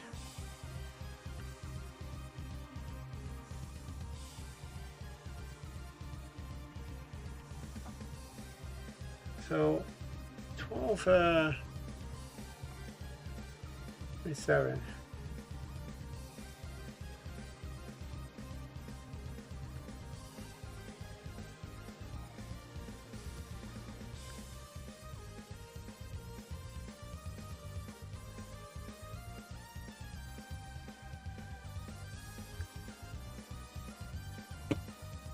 Oh. I feel like I've written this tool before.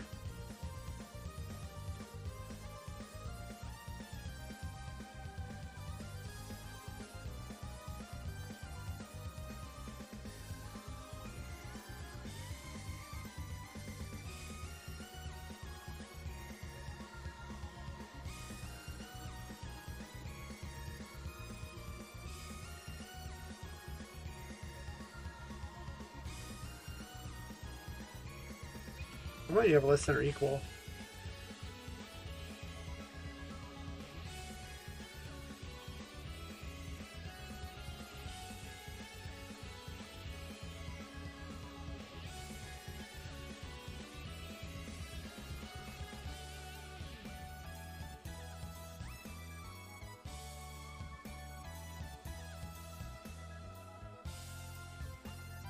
That wouldn't make any sense.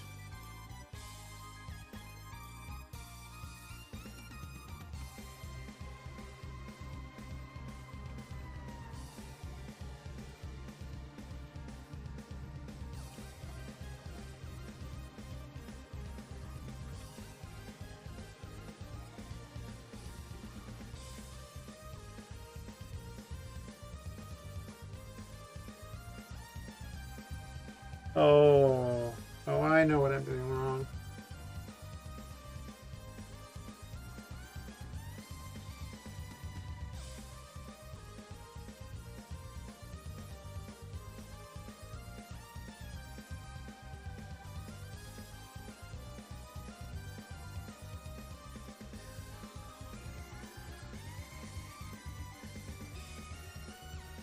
I know exactly what I'm doing wrong here.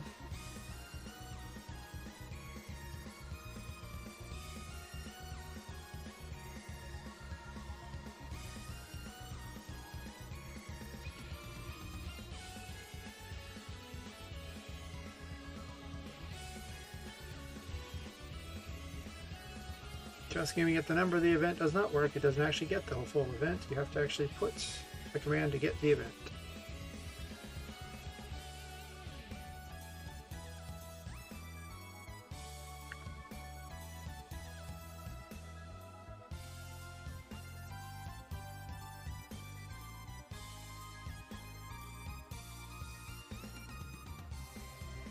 That code would fail.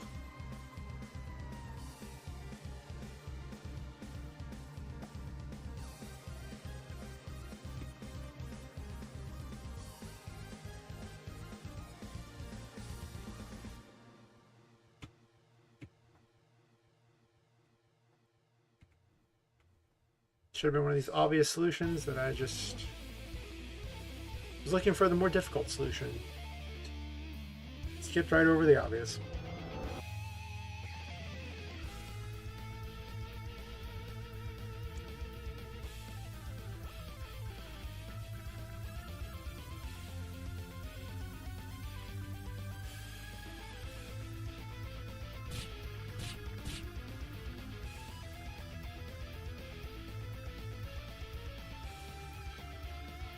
Nice, it says try. That means that the boss one should actually respond correctly.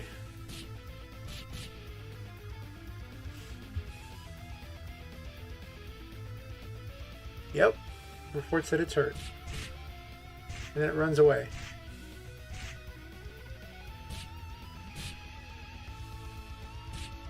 Nice.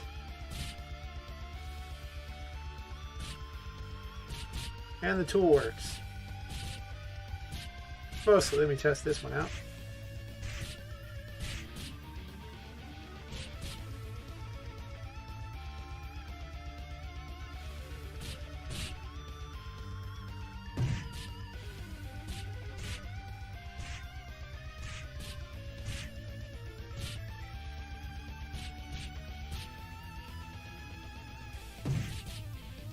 Doesn't like it's set him to frozen though.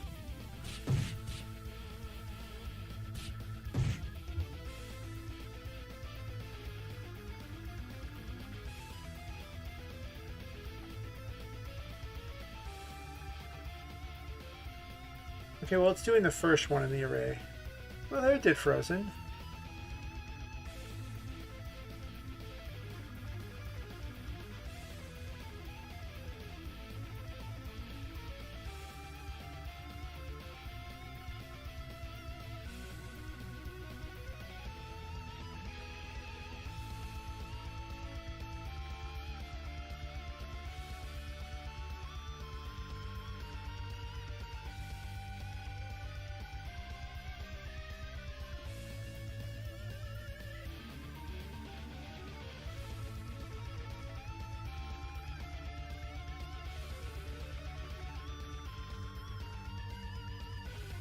It did 0 right there, and 0 is frozen, and then it did 1.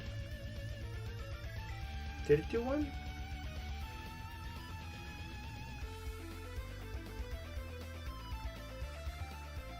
Wait a minute.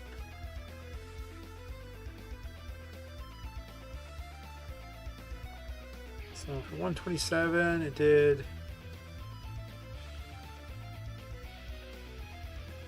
0 right here for event 4.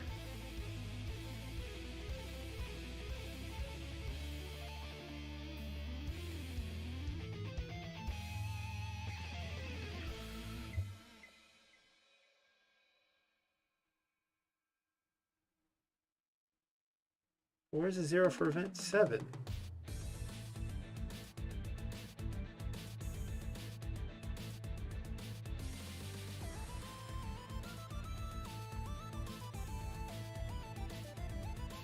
Hmm. Hmm.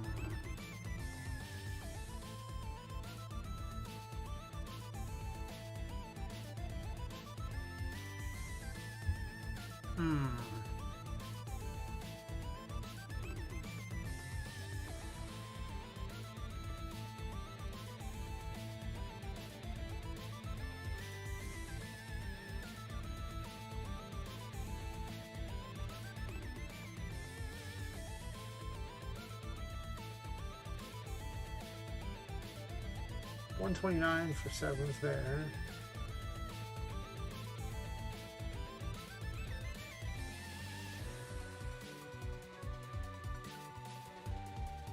I think it's logging too much information for me to figure all that out. See, I don't need this. You know that's working.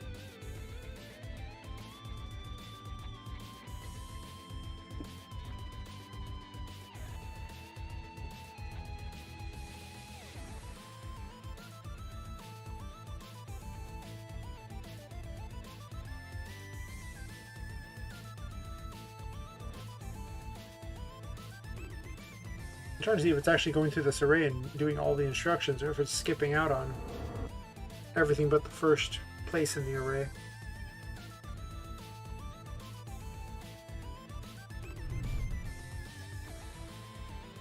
Huh.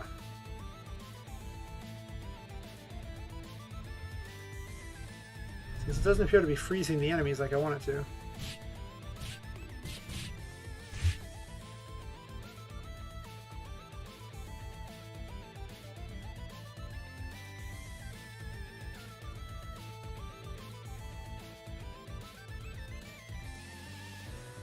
Well, it looks like it's doing both slots, right?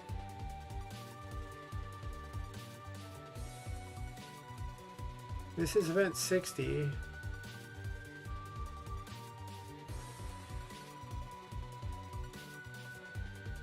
Why is it saying 59 and then 60? Are you incrementing each time?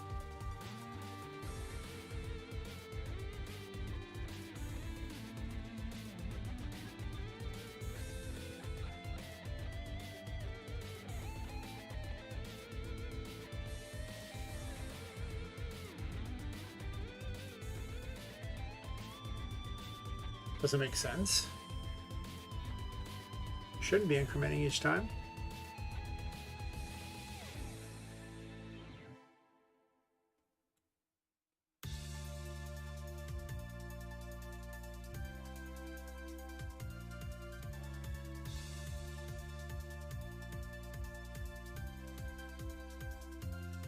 So 127 is this right here. It also says before anyway.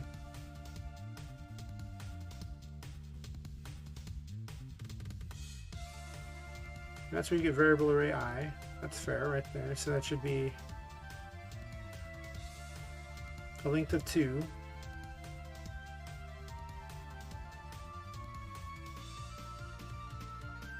Maybe it needs the equals in here.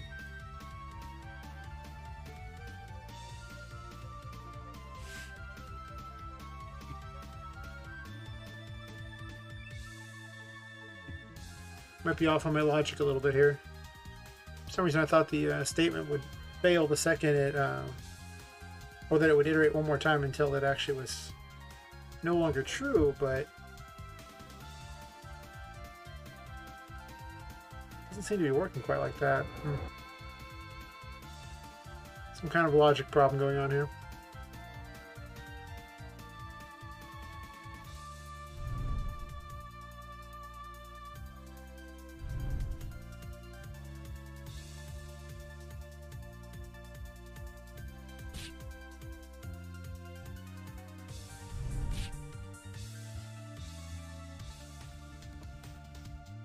Well, that time it nailed it.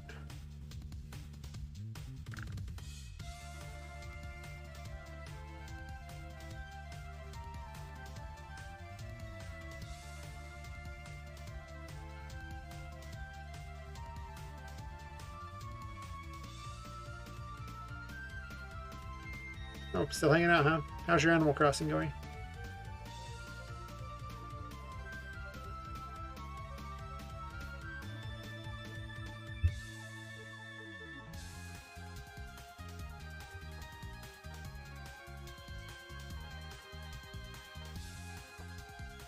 Yeah, it's going one beyond right here. It runs at one time with an undefined.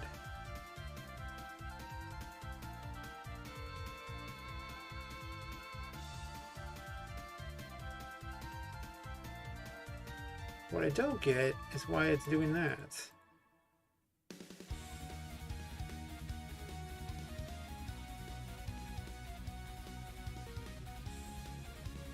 Like it's just applying it to the wrong one.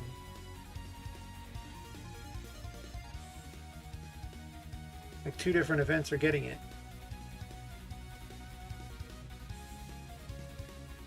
Oh. Random tongue twister in there. Selling seashells by the seashore.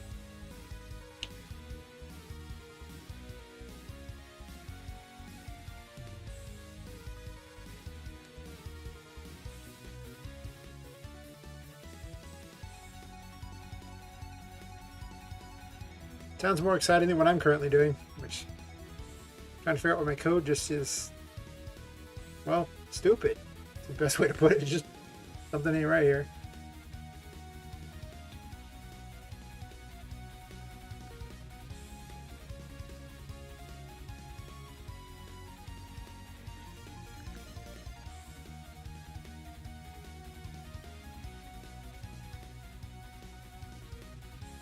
Wait.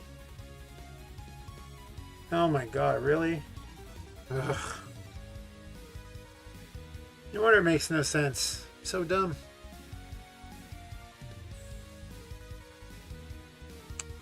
Alright, well, I see now the error of my ways.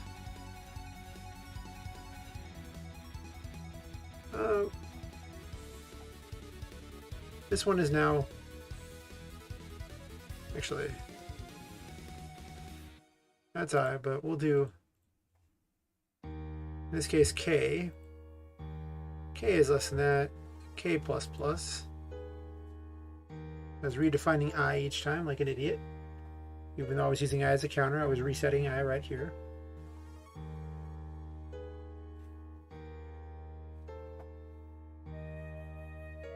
And then K. I do want event I, right? That's true.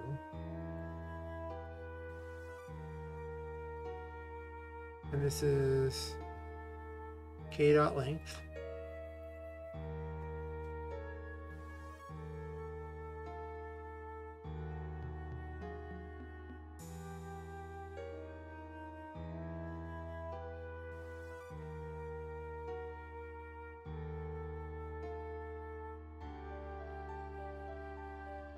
Alright, pretty certain that's what I was doing wrong. This J is just a counter. At no point should J actually be used anywhere in here.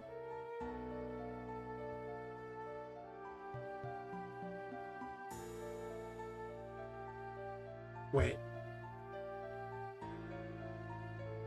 Yeah, because this is where it decides which portion of the variable is being used. And this is the subarray in there, and then it does each section of the subarray. Yeah.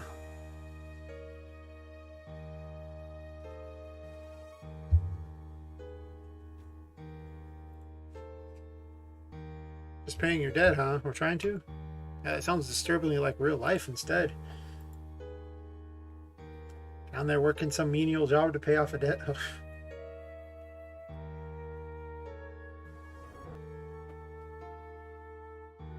When even entertainment is more work. Of course, I'm entertained by sitting here actually working, so, you know, I can't really say much.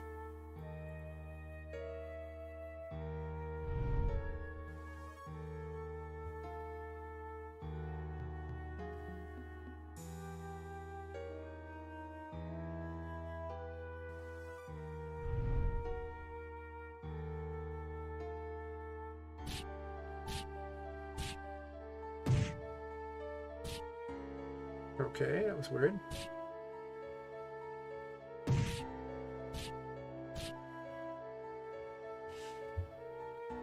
Huh.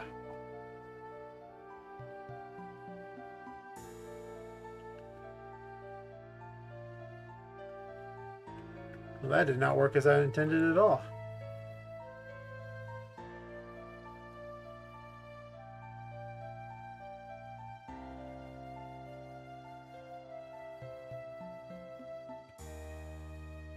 So 127 is triggering over and over and over.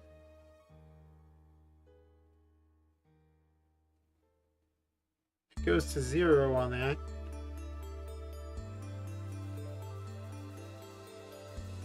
Wait, why am I doing less than variable rate out things?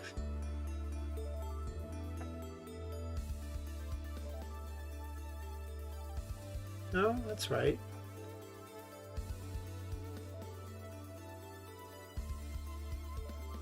A plus plus.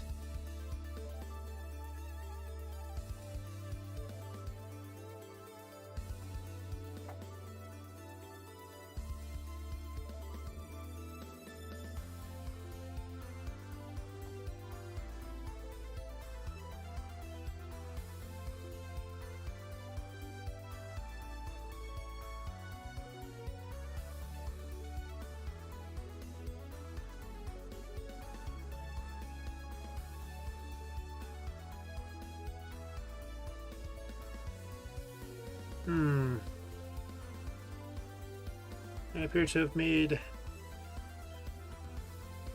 an error of sorts.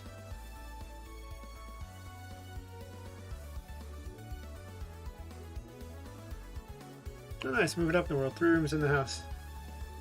I have no idea if that's a lot or a little. So I don't really get much time to play games ever, but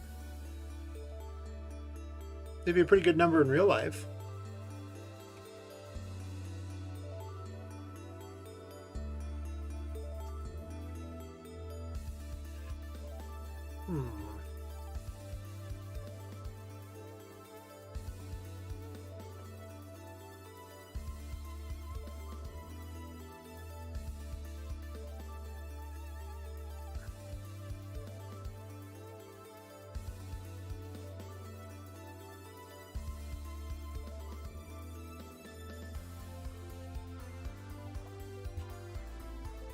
Is this yielding something different?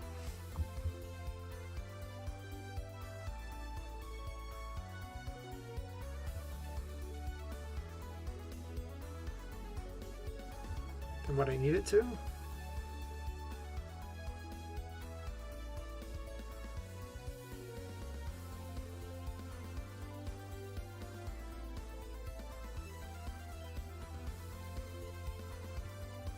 Maybe.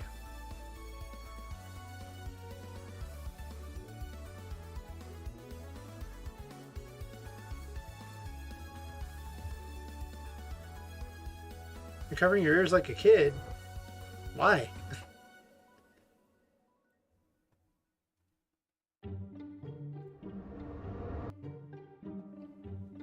Seems like it'd be hard to play the game that way.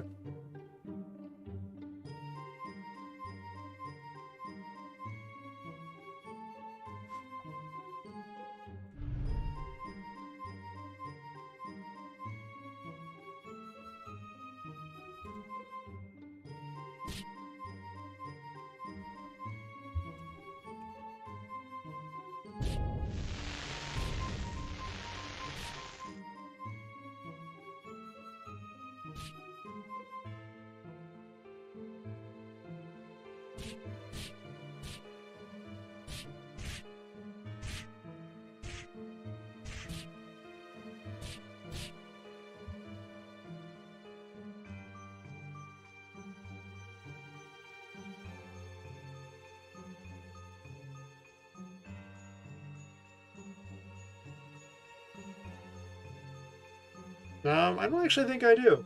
I don't think I've ever heard the song La La La. Or if I have, I didn't know what its name was. I apparently lead a very sheltered life in the world of music.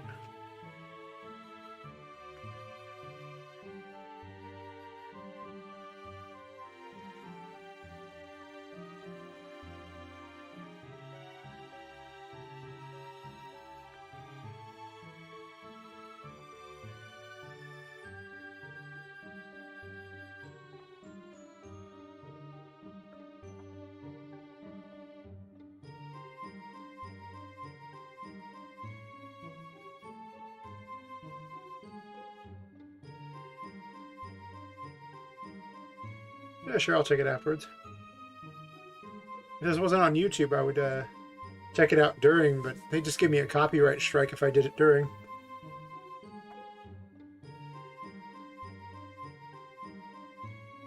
YouTube is brutal about that.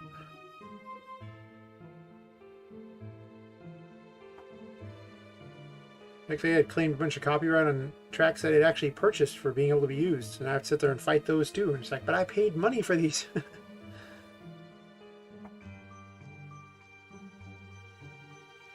Process to dispute that is tedious, to put it lightly.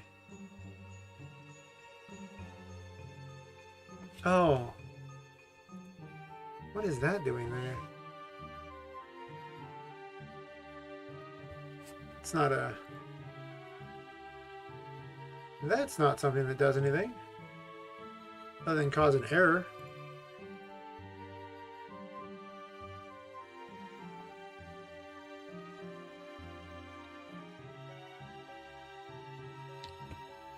Oh yeah, the copyright system is super annoying. The really awful part is the people who did the copyright are some of the people who are doing the music for this game, so if that comes into a problem, I'll have to change the music out for the game. I don't even have the music playing for the game because I, well, get tired of hearing it over and over, but just knowing that someone might be playing the game with the music on and it'll give them a copyright strike would be pretty bad news. It's already hard enough to get people to play your indie game. Adding that little wrinkle in there would be terrible. But it wouldn't be the first time. I mean, I bought some other music and they copyright struck me too. I was like, huh, really? I made money from you people too. Seems to be a big thing in the music world. You buy the rights to use it, but you didn't really get the rights to use it. You just think you got the rights to use it.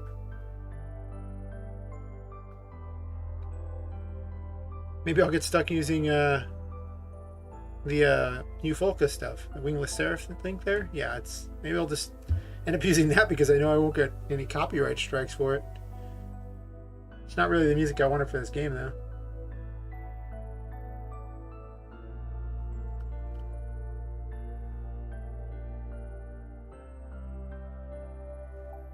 This seems like it works.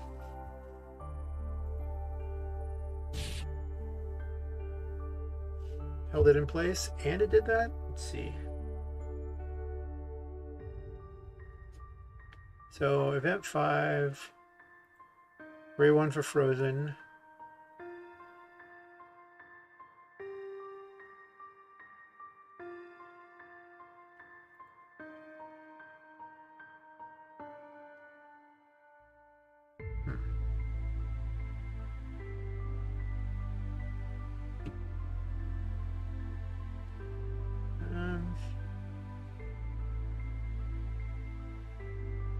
Actually, 12:28 should tell me what I need to know.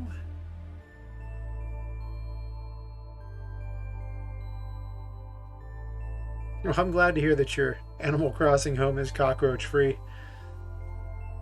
Those things are gross. Yeah. Even the digital ones.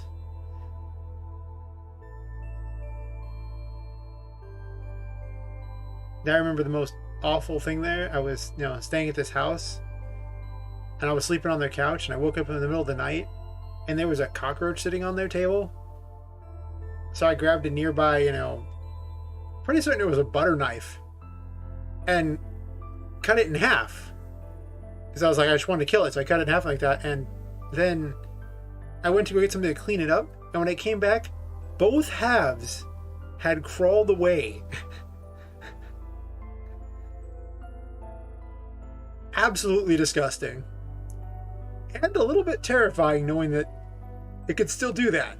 That even though both halves are separated, they both were sentient enough to leave.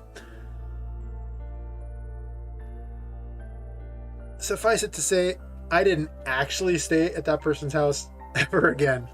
Mostly because it's gross. They have cockroaches.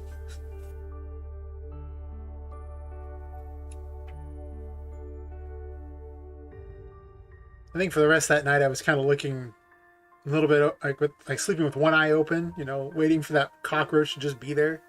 Because I was on the couch, but the was like a table right in front of the couch where it was just sitting. And I have no idea where the halves ever went to. To my knowledge, they never found two halves of a cockroach in their house. Or maybe they just wouldn't admit to it. That's perfectly acceptable too. I wouldn't want to admit to that either.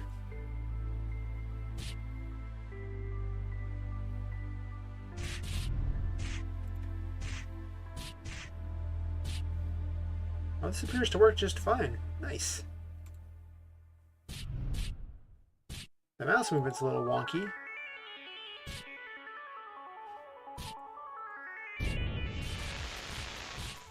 But overall, I think my tool finally works.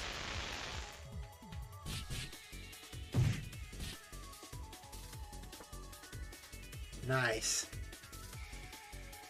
Only took like an hour or something to make it work, but hey, it's better than the problem I had with the projectiles. It took, I think, like 4 hours to finally fix. I don't need any of those commands because the testing is now officially over.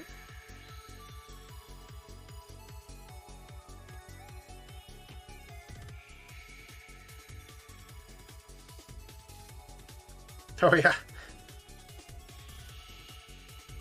Man finds two halves of cockroaches have escaped.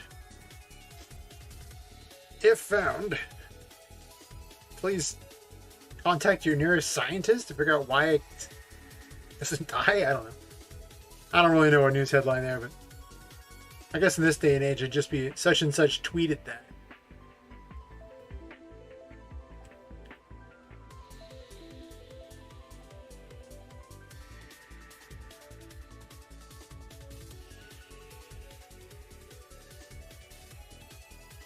Definitely not the creepiest story I got. I got like one that if you have arachnophobia will probably make you just feel absolutely, terrified. And if you don't have arachnophobia, well, it's still, that's horrible. I remember once that I had, it was like a spider and everything like that, and I decided not to kill it. I was like, all right, it's one of those little daddy long legs. They're the nice spiders that tend to kill off bugs. So I let it live. About a week later, I find out that was a mother spider. And it laid eggs, okay? And I woke up one night and it had, I don't know how many of those little baby daddy long legs all over me. I don't have arachnophobia. I just got up and brushed myself off quickly and proceeded to squish a lot of spiders. I don't think I slept much that night though. But it's, from that point on, I don't care if the spider's a harmless one. I just kill it. I'm good. It was not a pleasant experience. I mean, they don't really bite or anything. They're too small to bite you or like that, and they're not poisonous, but still. Spiders have a lot of babies. A lot of them. And when they're tiny, it's even harder to figure out where they are to get them all off you.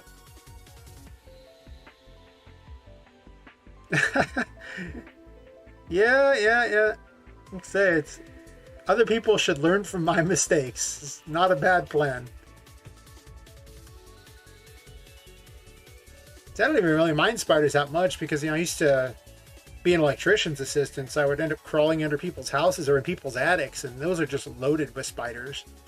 And that was just my job to go in there and just run wire through all that. And, I mean, usually the spiders don't bother you, though there were actually poisonous spiders down there. But the ones that are really poisonous ones, the black widows we have in this area, they usually hang out in the corner, and they won't bug you unless you're, stupid enough to stick your face right in theirs. In which case, they bite you. You probably have about a day to live if you don't get any kind of antidote, but there's plenty of antidotes around, so. They're huge, too, like for a spider. But, like I say, they're terrified of humans because, they might be big for a spider, but it's pretty much Shadow of the Colossus when they see us. They're just like, oh my god, it's a titan. There's this giant thing. It's coming right for me. And they bolt. You can always tell when they're around because their webs are significantly stronger than other spider webs. Like, you'll actually feel resistance. Not enough to, trap you or anything, but you will, in fact, easily distinguish them from other spider webs. Oh, yes.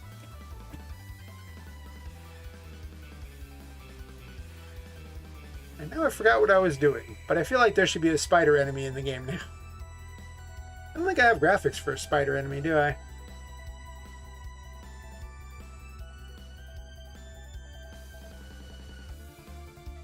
One set of bugs to another, I guess technically spiders aren't necessarily bugs. Do they count as bugs? I don't know. But I don't know, I grew up in the mountains, so, there's I got all kinds of wild animal tales and weird bug tales, and when you live on the edge of civilization, you just get strange tales, You've just never lived until you've had to chase a grizzly, no, not grizzly, just chase a bear out of your driveway. Because it's just sitting there and it's like, well, you don't really chase it. I usually use your car because your car is actually bigger than the bear. And the bear will run away from your car, probably. Not necessarily, but, don't drive real fast at the bear. Just kind of rev your engine a little bit and kind of move towards it slowly. It usually doesn't want to fight your car or truck or whatever you're in, but yeah, up there, at least once a week, you would have some encounter with some kind of animal of some sort. Some of them are kind of terrifying, other ones would just be small animals. It wouldn't be so bad.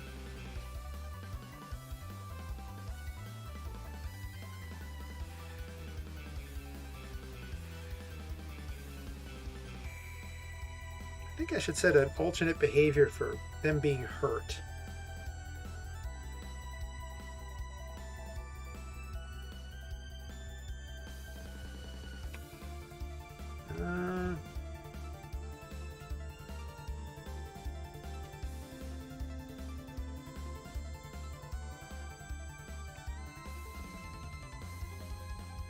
I can either make them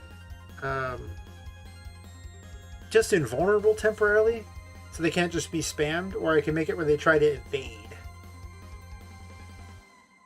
think I'd rather try to evade. Invulnerability is kind of a cop-out.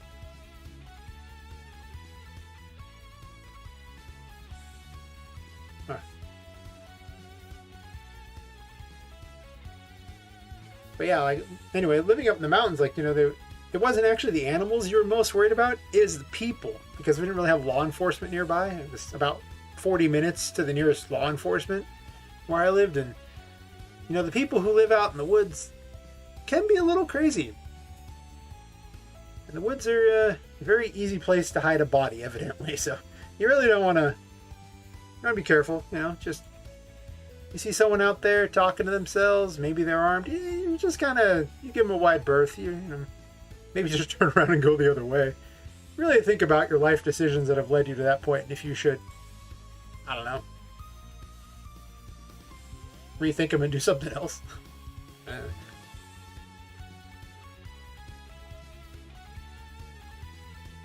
I'm going to turn left or right and then take a step forward. Is that a good plan?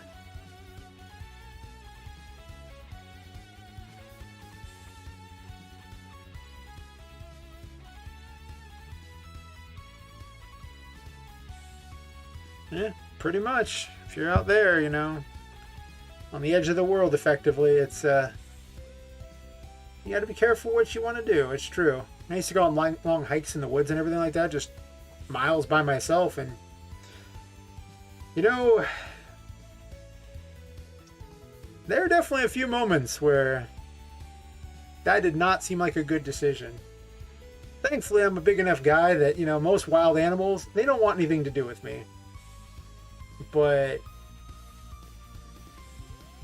wild animals are pretty predictable. People, on the other hand, whew, not always so much.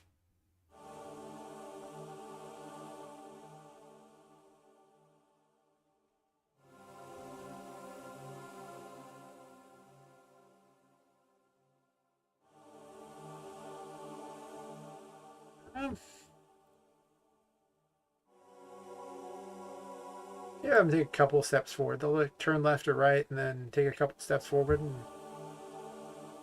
if they're hit,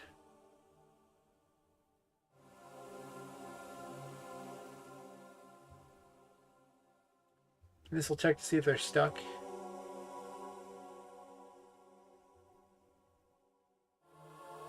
Yep, pretty much.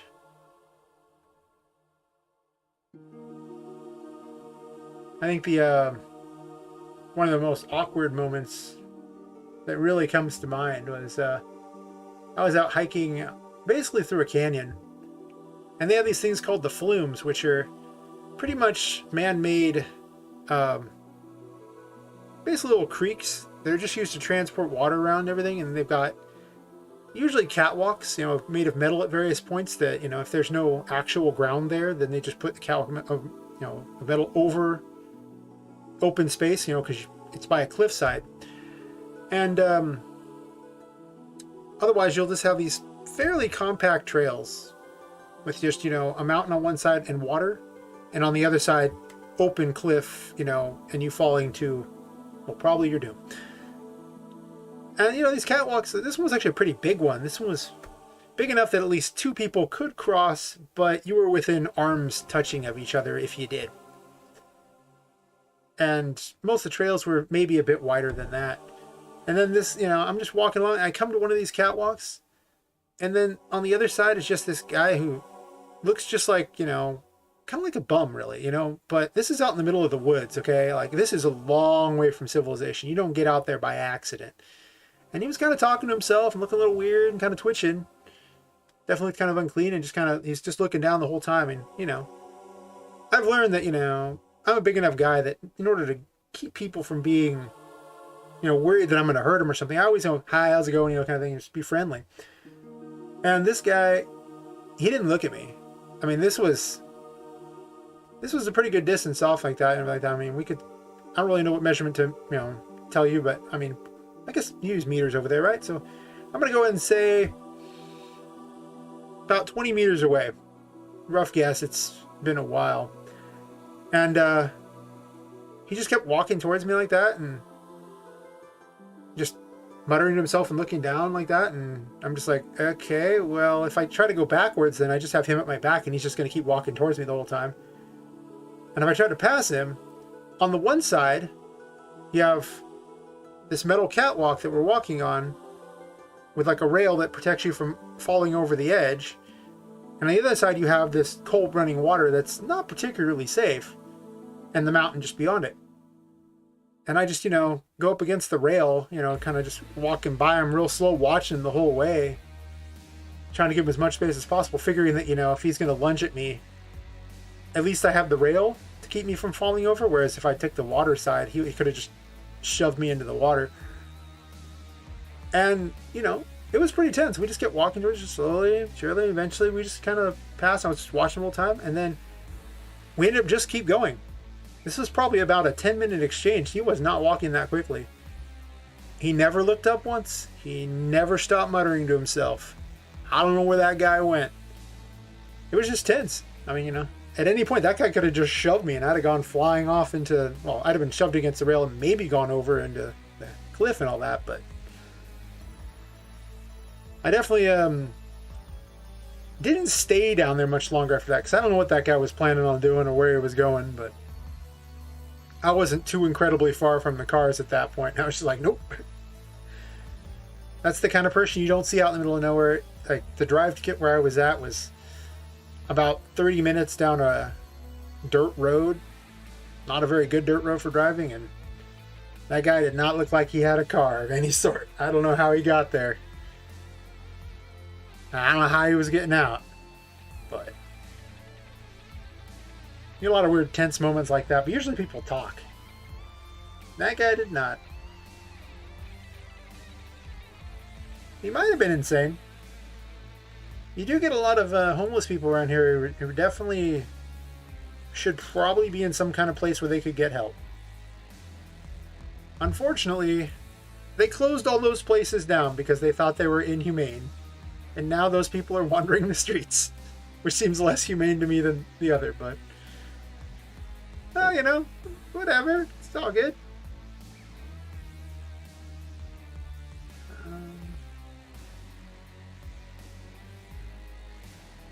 I had that before this, right?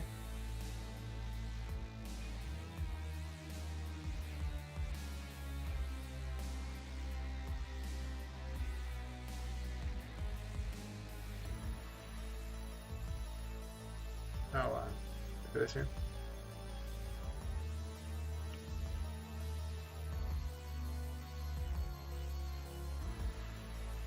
I just added a whole new system in here, and now I have to sit here and add it to every single enemy. Oops.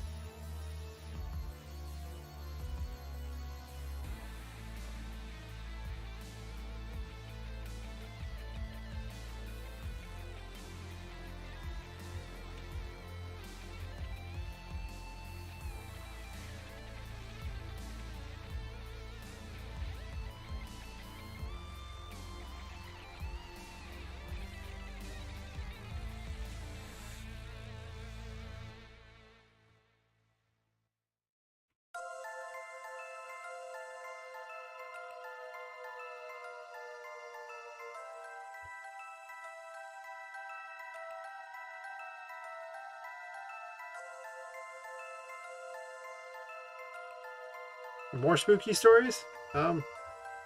Let's see. Like, for a while I was staying at this, house that was, it was on a canyon. Where I grew up and everything like that, there's so many canyons that, I mean, it's just in these huge woods and everything like that, where the trees are, you know, like 5 to 6 stories high, like just buildings stacked on top of each other tall. They're massive. They just block out the sun, and it leads to scenarios where it tends to get dark hours beforehand because the trees actually block the light.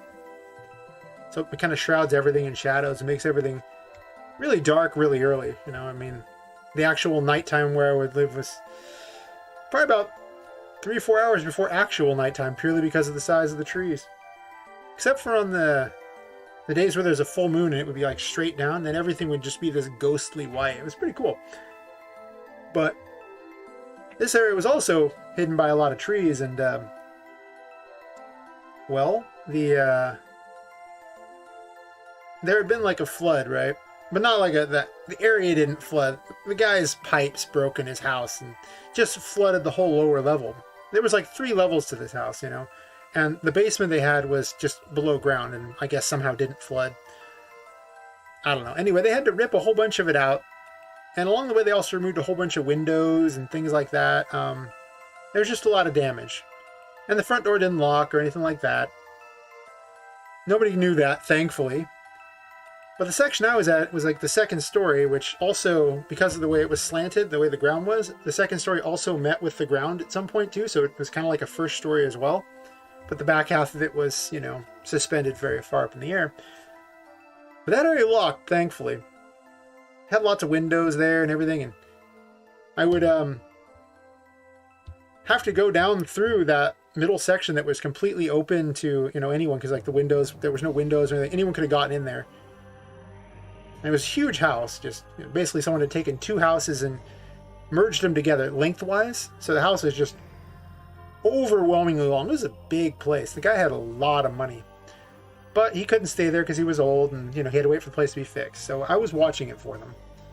And whenever I went to go do laundry, it was in the basement. So I'd have to go all the way down through this completely insecure level with all the random noises and whatever. And then down through this one room off to the side and everything, which had a door that opened up into this ridiculous set of stairs that whoever had built it, the ceiling of the stairs actually had nails coming through it. Because apparently they had... I guess applied the steps above, because the steps above it were actually like, it looped around under the steps that I went down to get to this level. So it looped around in a big thing there, and the actual thing that had held the carpet in place there, they put the nails clean through it, so it just stuck from the ceiling all the way down. You know, and so if you were to, you know, jump too high, you might impale your head on a nail or something. So don't do that.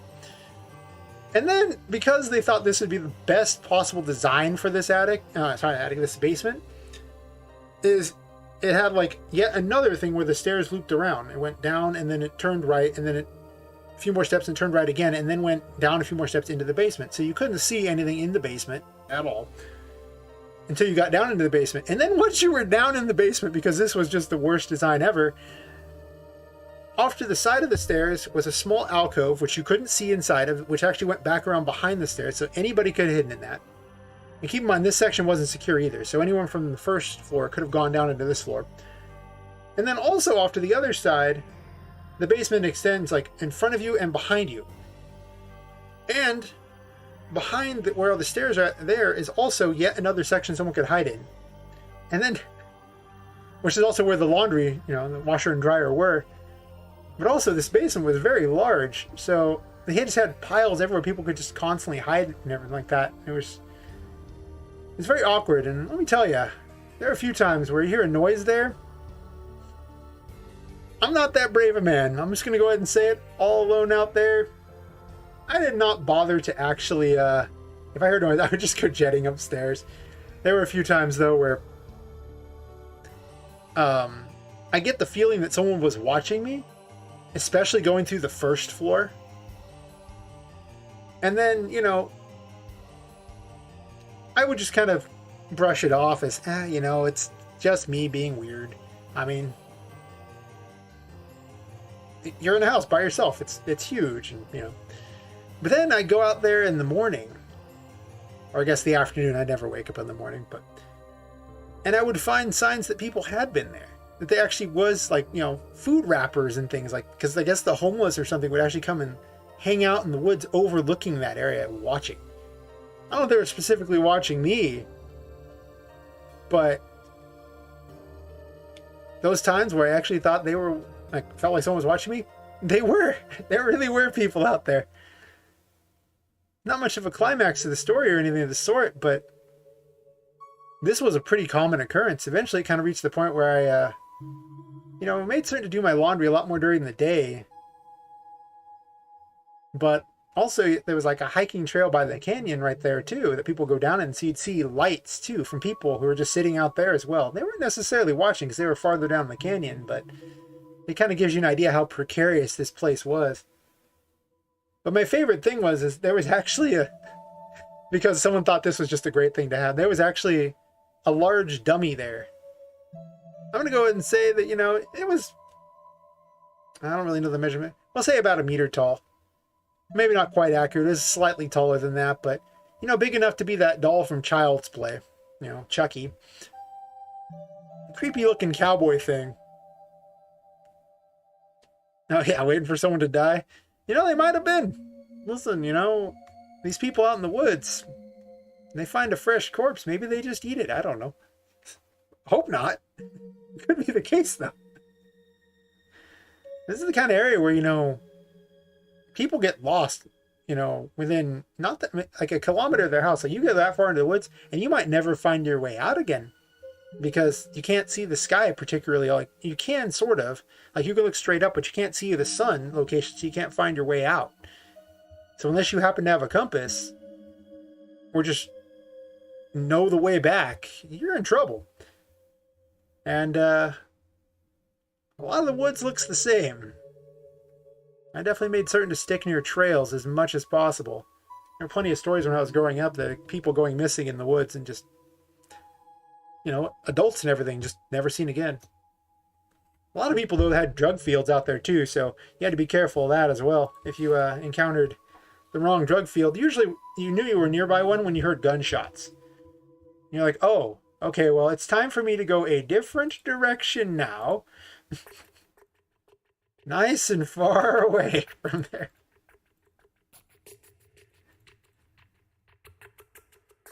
But, you know, usually once you knew there was one there or you had suspected there was one there, you just kind of didn't go that way. They weren't looking to off you necessarily. They just wanted to scare you so you didn't come back. If you got too close, they might have made certain you didn't make it out. But, you know, they, I'm sure they didn't want to have to hide a body. Not that it would have been that particularly hard out there. With literally, you know, like, you could literally walk days and days in any direction and just find more woods. So, because the whole area is just this massive forest in the mountains.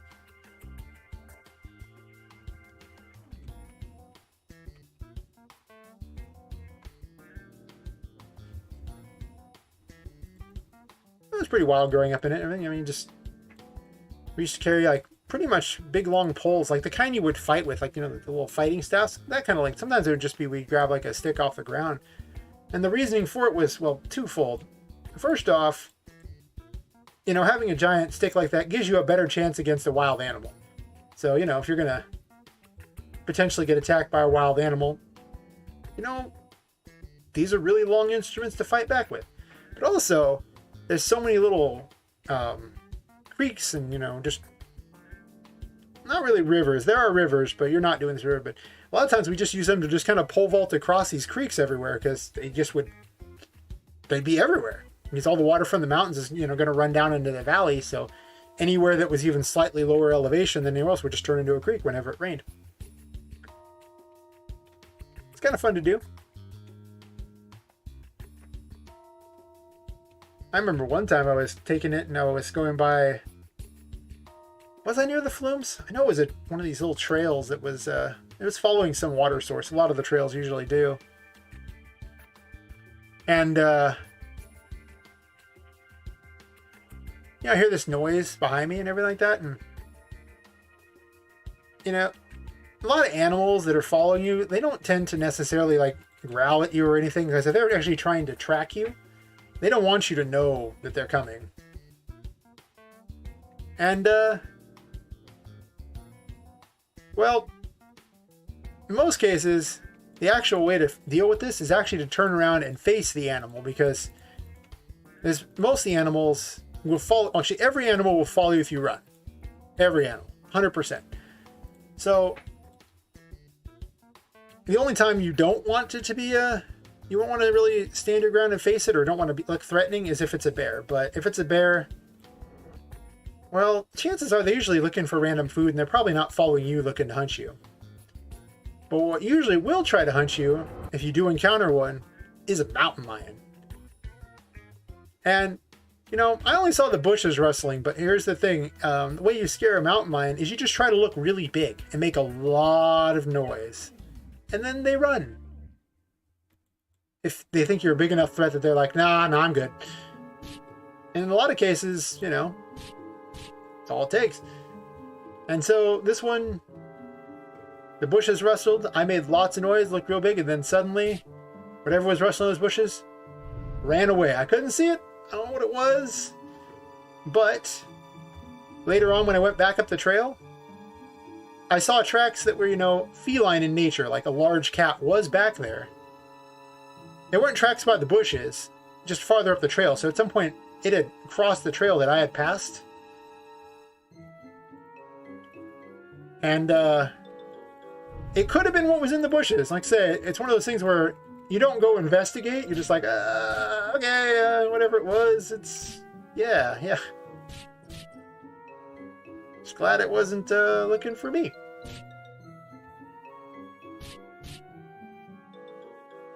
Oh yeah. Don't run from the mountain lion. First of all, you won't escape. Those things can run pretty much as fast, not quite as fast as like a car going like top speed or anything, but fast enough that, you know, it's like a car going a pretty mid speed, you know. And it's, yeah. Plus, they can actually jump high enough to just land in tree branches and like that. They can jump so high. I don't know the actual, like, let's see. I want to say they can jump at least 5 meters straight up, was what the park ranger was saying. So you can't hide in a tree from them. But if you're big enough, or you make enough noise, like, they're easily scared. It's the opposite of, like, where the bear, where you try not to look threatening to the bear, and you just kind of avert your eyes, and you just kind of back away slowly, but you always face the bear, just not looking directly at it. Basically try to look submissive to the bear. Because, well, the bear is also not quite as fast as the mountain lion, but, you know, they can run at enough of a speed that you're not escaping. You're just not even going to be close. They'll catch you in short order, and they can climb trees too, so you're not escaping that way either. But yeah, you see a lot of random tracks, and the thing you learn about all the animals is they tend to go for, they tend to be near water. Like, you can encounter one not near water, but chances are, I mean, everything needs to drink, and there aren't that many sources of water. Like, when it rains, there's plenty of sources, but the drier it gets, the more likely they'll go towards the nearest water source, and well, if it's a water source that's going to be running all the time, then pretty much every animal nearby at some point is going to go near it. Well, these are all sticking. That's unfortunate. So, well, water sources are really neat and everything, especially during the summer. You got to really watch for that. It also gets, the closer you get to dusk and nighttime in general, the more likely you are to encounter a wild animal. So, best advice is if you're going to go camping and you're going to, like, set up anywhere, don't set up right by the water. Also, there's the whole mosquito issue too. So, you know, if you're right by water, you're very likely to get bit by a lot of mosquitoes. So, and of course, don't keep food in your tent. You're actually supposed to tie it up with a rope and pull it up in the air so they can't reach it. Because otherwise you're going to get a friend in the middle of the night. And, you know, bears don't typically attack humans. At least not the ones in this general vicinity. But if you, in fact, keep the food in your tent, they might.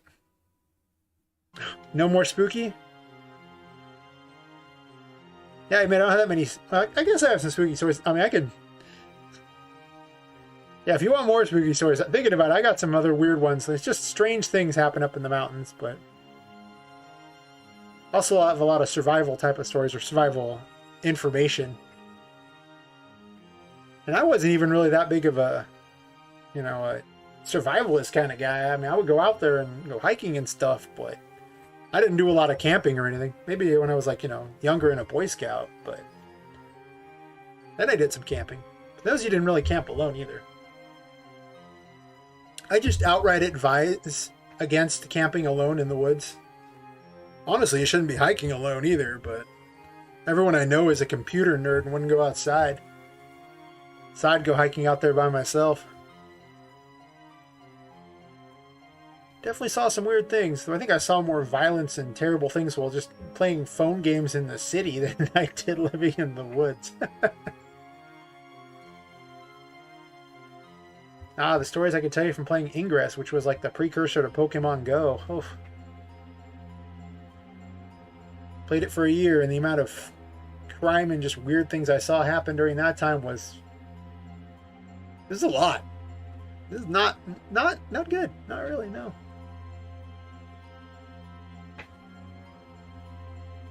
But I'll probably save those for a different time. Not that those are spooky, but they definitely make you feel less safe. Less safe indeed. This hurt behavior was not very interesting. It didn't really make him do much.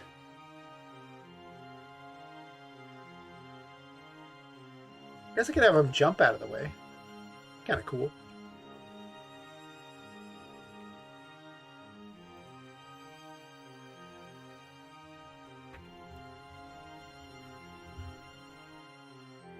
I think the worst part about doing game dev while streaming is I really like to talk and will tell all kinds of stories, but I get distracted by solving problems in this. So I will often just forget to talk, unless it's about this.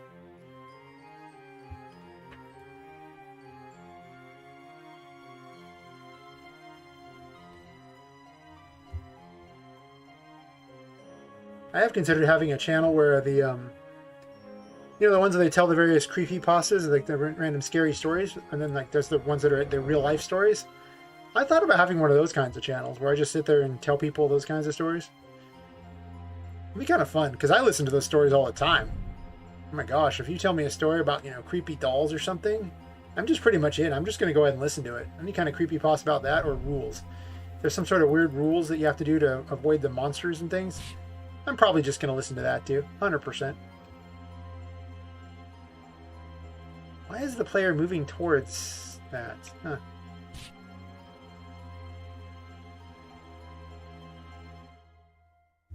I think I programmed the events weird because the player wants to go somewhere. I'm going to let the player walk where it wants to go there.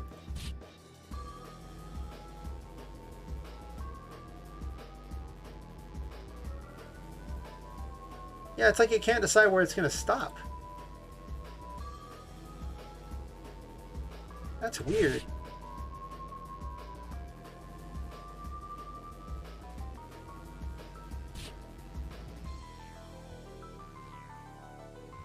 Wait a minute. Why are they bouncing up and down? Did I program this wrong? I might have.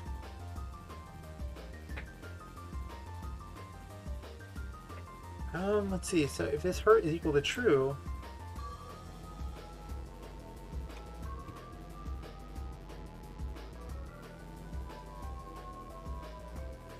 so the only time that hurt should be set to true is if I actually do this.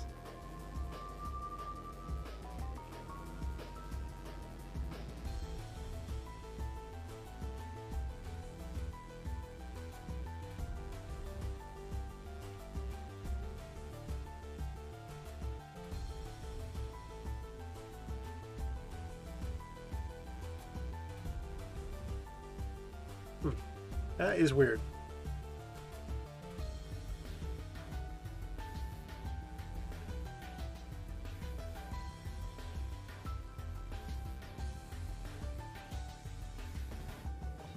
And here I thought I made this system all perfect. Guess not.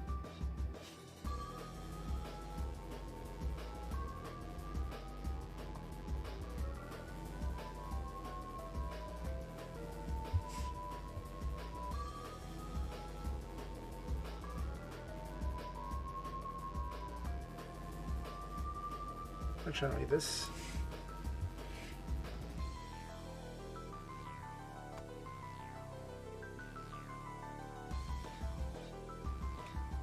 The farther I get into this, the more complicated everything gets.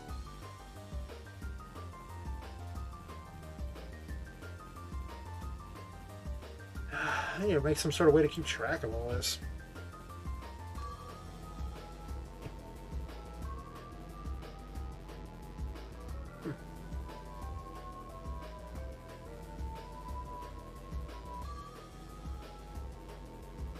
But yeah, it's funny. I started this channel thinking that I would really just show all the things I made from just making games, and thought that, you know, if I marketed that to people who were interested in making games, they would want to see what's going on. But so far in testing, that's not really true at all. These people are happy to ask questions, but they never want to... I should say it's right over there. They don't really want to see how it's all done.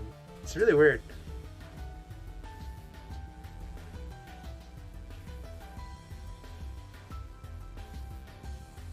And particularly the community I was marketing to was, you know, RPGMaker, because, you know, they're enough of a grassroots kind of group that, you know, might be interested in learning these because most of them don't know much. But in reality, if I had my way, I would be using Unreal Engine the whole time.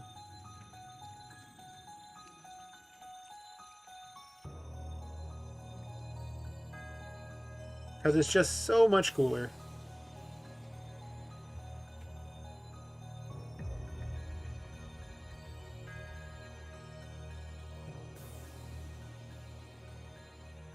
And also, I don't have to do as much coding.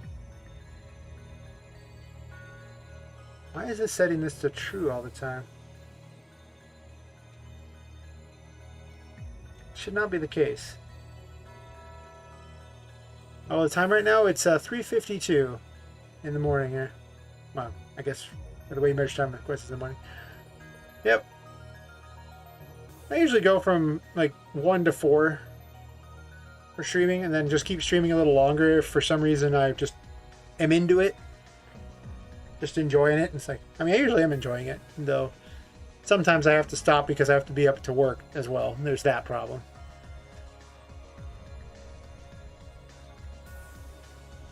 This is just what I do in my free time, but I was already doing it. I was already sitting there just programming games, just no one was watching because I wasn't streaming it.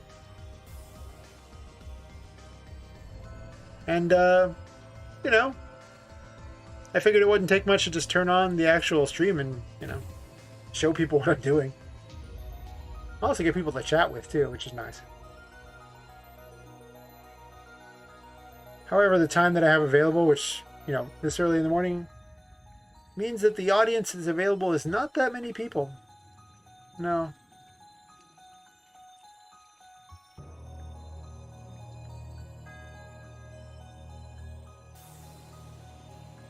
It's okay, though.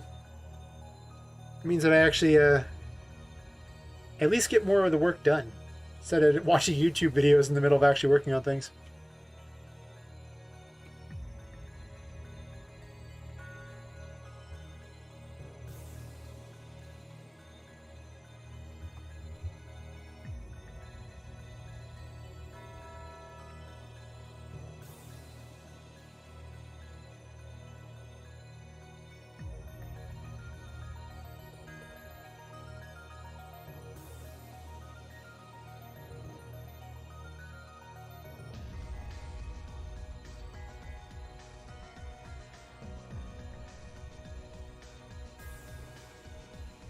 Yeah, if I actually have my way for what I was really working on here, I have this. Welcome back.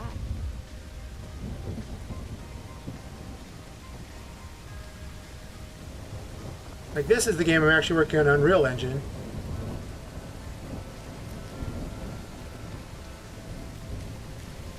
So, you know, you can do much cooler things in Unreal Engine.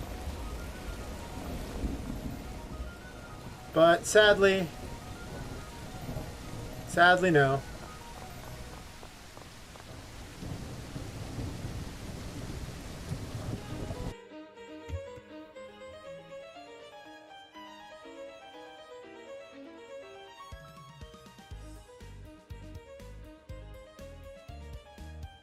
And now you can do all sorts of cool things, like make it snow and everything, and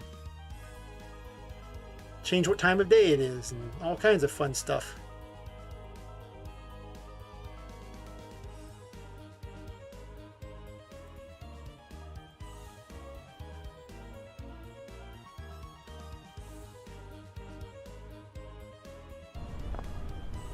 I must keep going. Oh, made it way too dark. Oops.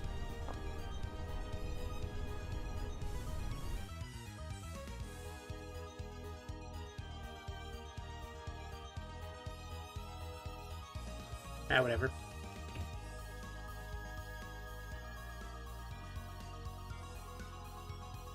The world always needs more heroes. Yeah, and then I can run through like all the snow and it leaves trails and everything too. It's just way more exciting. But I don't currently have an audience for it yet. But at some point, I will probably end up making Unreal games instead. Especially if the RPG Maker people don't even want to watch the things that I'm working on anyway.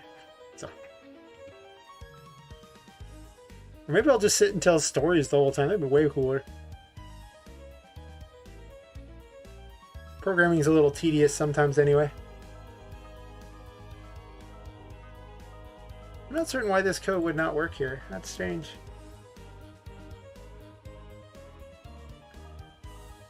Because the boss doesn't keep tricking like that and it's the same code. Huh.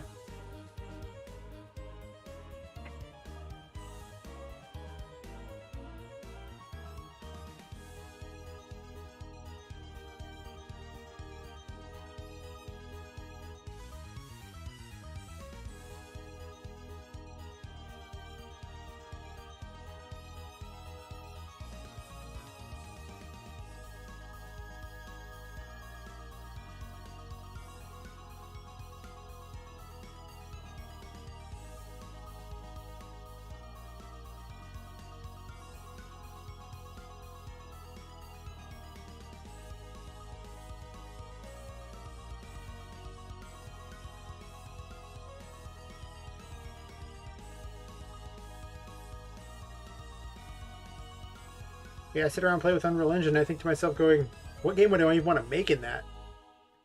That's been my biggest sticking point. I have no idea what I want to make in it.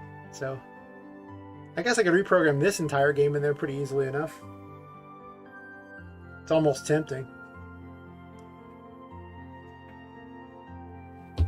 So much less code that I have to actually type.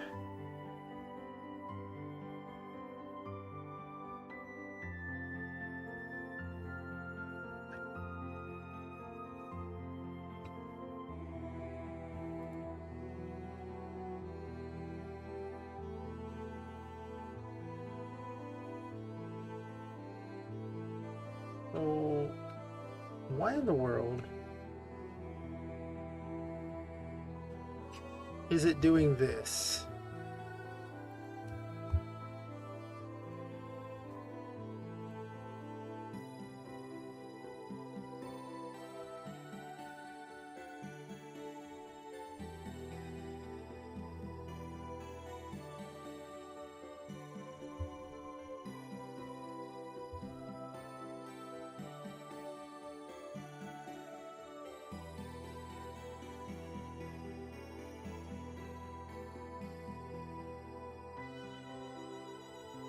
I mean, their projectiles could be flipping their thing, but they were walking away. They weren't even firing, so that can't be right.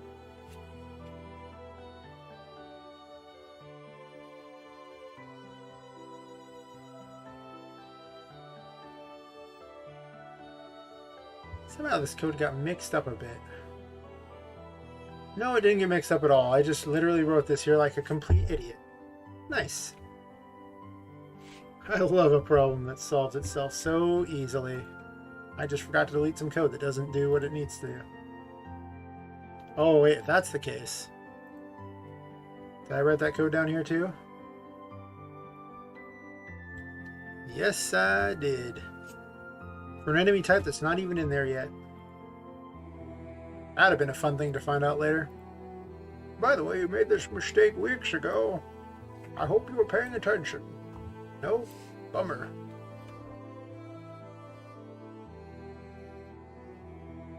So much of programming is just literally trying to follow the information. Just like, okay, well, it's supposed to hand this piece of information from here to here to here to here to there. If at any point that information is not the correct information, if the game of telephone fails, then the whole system fails. Alright. Oh, they do hop. Cool.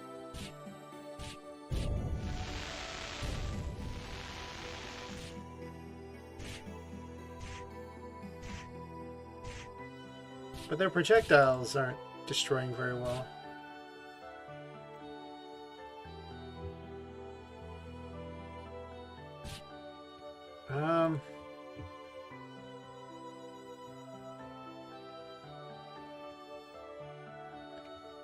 I think this tool needs a check to see if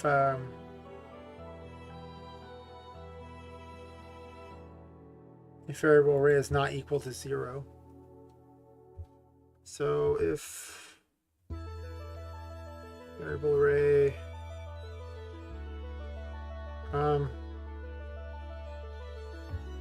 Length. Wait, no, because 0 is. No, let's see. Let's say greater than 0. Let's try that. I'm not sure this will work.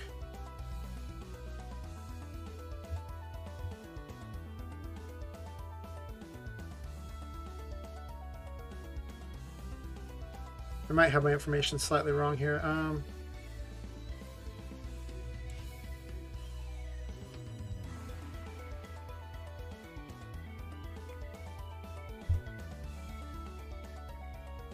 We will see.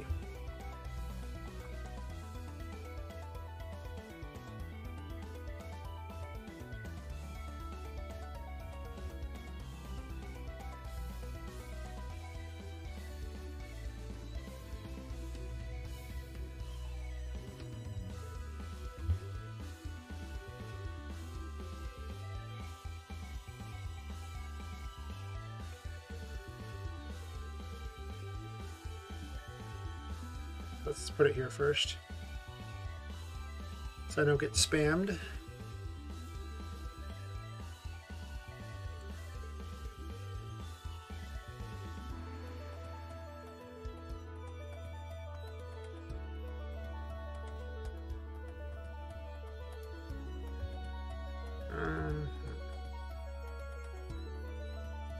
I think that's all I need to know.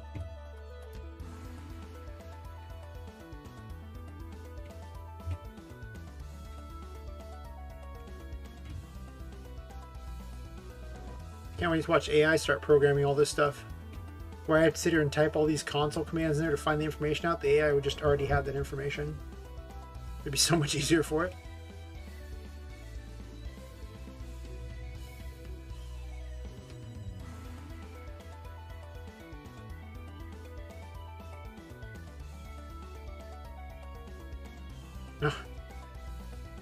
Well, that sounds exciting.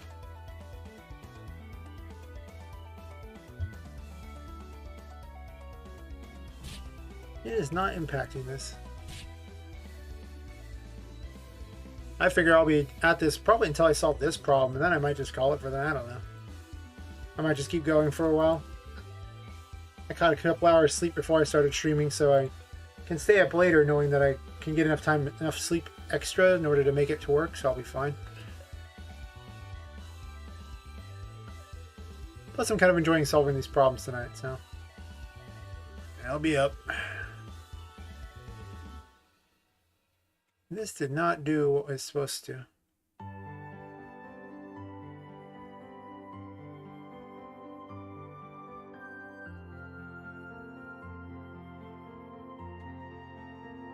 I guess I have to actually have the array in there, or it just fails. That might be the case.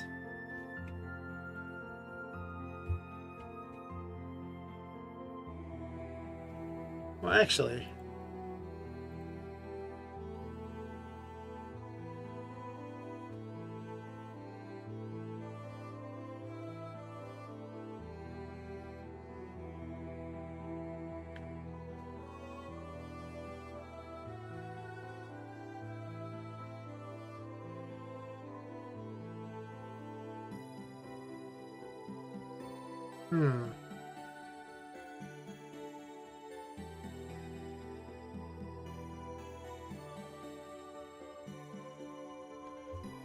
I might write it in a way where I don't need that, but for purposes of this, I think I'm just going to go with what I got.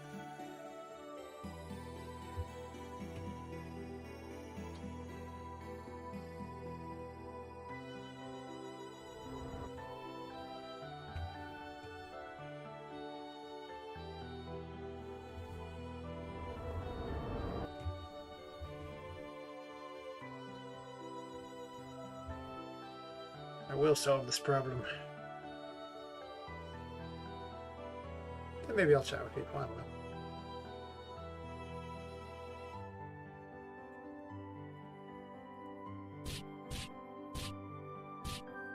Perfect.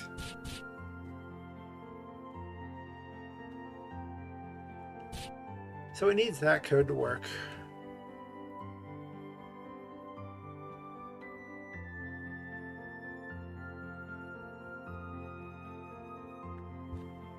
But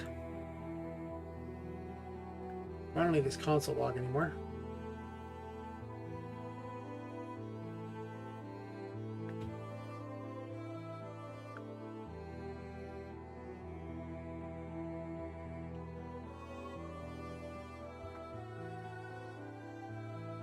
So it's something along the lines of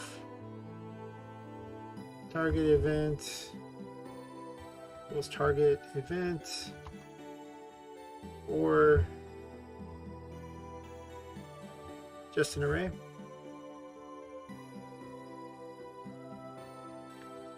And then I shouldn't need this.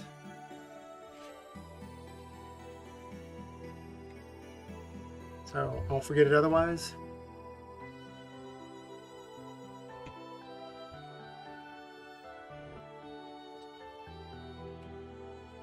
Wait, not target event. No,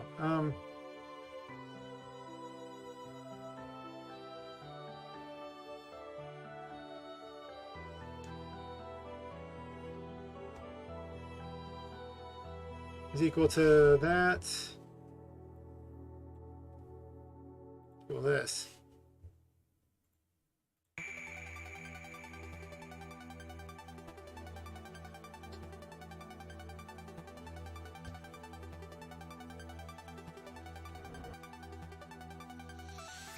Ugh. The things I do to save a bit of code later on. But this tool's very handy, so, you know, whatever.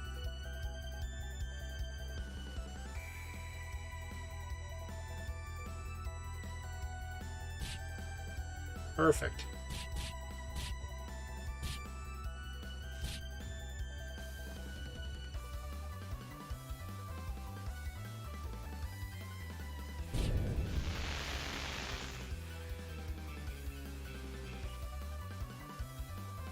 A pretty good night so far. You know, we got the movement fixed. I have a better system for detecting hits and all that. And switching the self variables on the targets. I need to make a system for making these not get stuck in things. Huh. Even the enemy's an evasion thingy. It's not a very good evasion thingy yet, but we're working on it.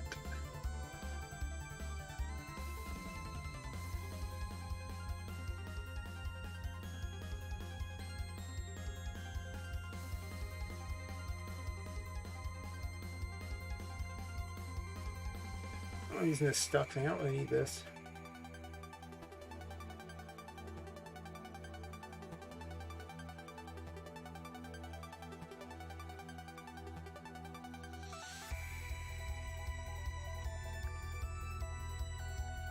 No, you finished your daily dose of memes? That was kind of quick.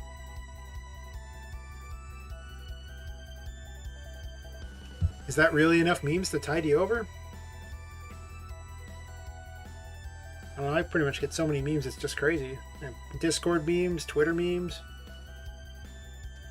YouTube memes, Twitch memes. There's memes everywhere.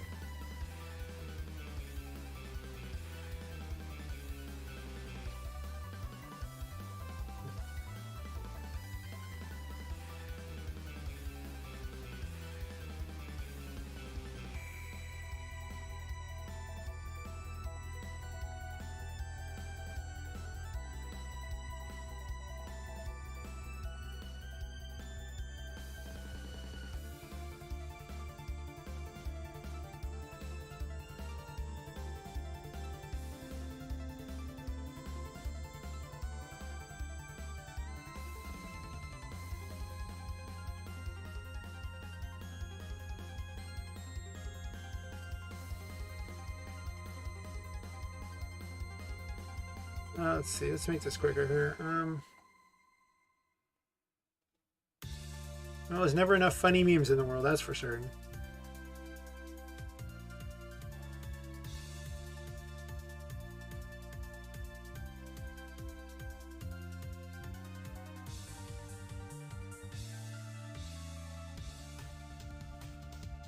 Yep.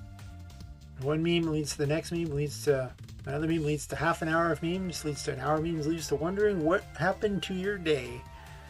Sounds about right.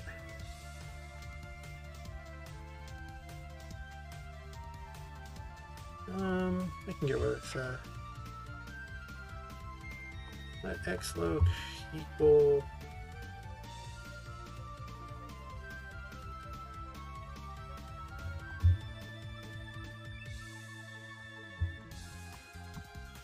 this.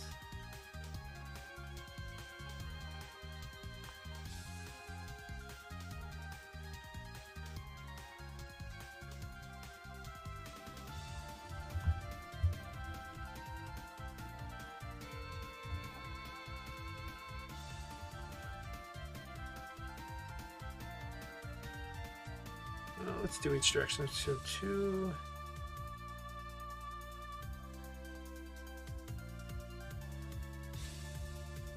4,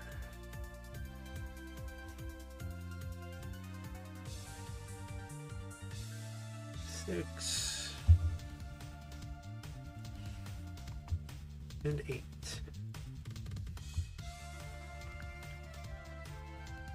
Hopefully that stops things from spawning inside of stuff.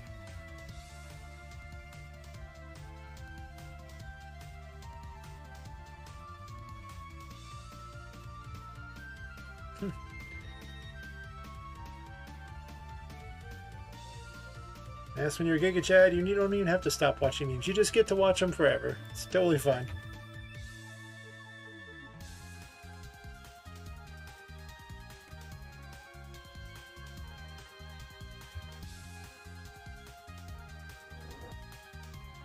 Guess I'm only kind of a Chad in that world. I watch a lot of memes, but sadly at some point I do actually have to work. Not quite that rich yet. Not sure I'll ever be that rich. Probably not doing game dev. That's for certain. There is not good money in the world of game making. No. No, there is not. For some people there are, but not many.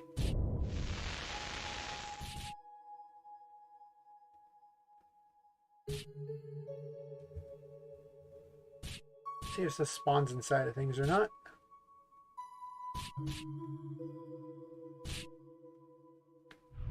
All these aren't inside of there, so that's good.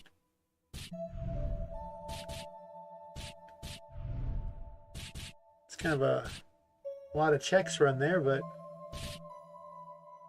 it does get the job done from the look of it.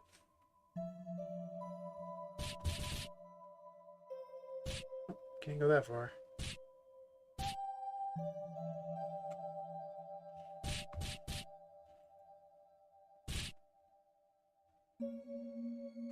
Did I poison her? Okay, I did. Been sad if this didn't work after all this.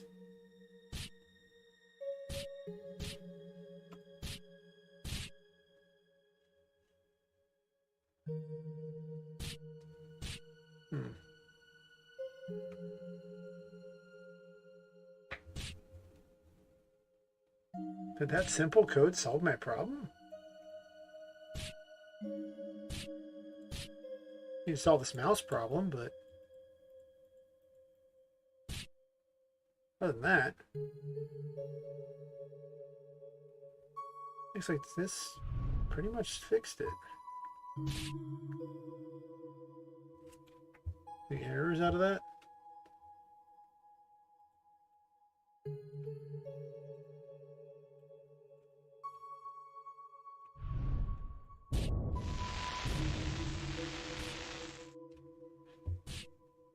Anything that stops movement if the player is using the attack here.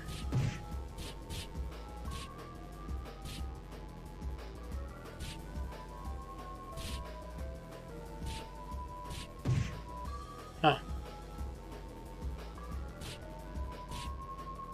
That appears to work okay. It says 2 concurrent viewers, but then farther down it says 0 concurrent viewers. YouTube's back end is so weird. The same page says two different things of information. Oh well, good for YouTube. Whatever, it's fine. So what's the plan here? I got that working. I'm not sure where the mouse is causing that problem. It's like they're running to the wrong location, which makes me wonder if there's a mover out telling the player to move. Possibly. I've been messing with her stuff.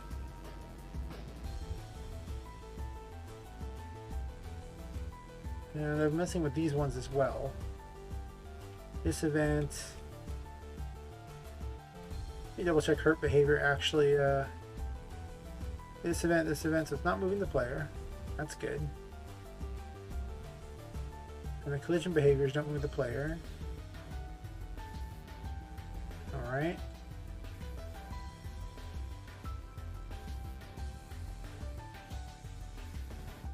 This event there. Something's moving the player around. Berserker Dasher's player, Fake Out Dash, and 3x Mentor's player.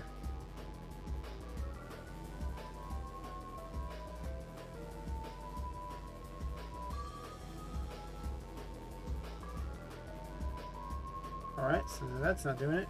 Any other movements on here you know about? Huh.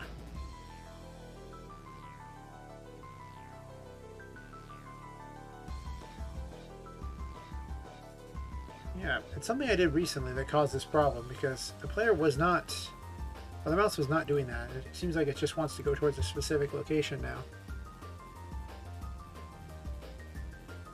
But it doesn't look like an area I clicked on, which means that it has to be some other event that's telling the player to move, which means I've just misclicked somewhere, I assume. So none of the projectiles, like they all use the exact same movement, so if they were moving the player, then they would all move the player.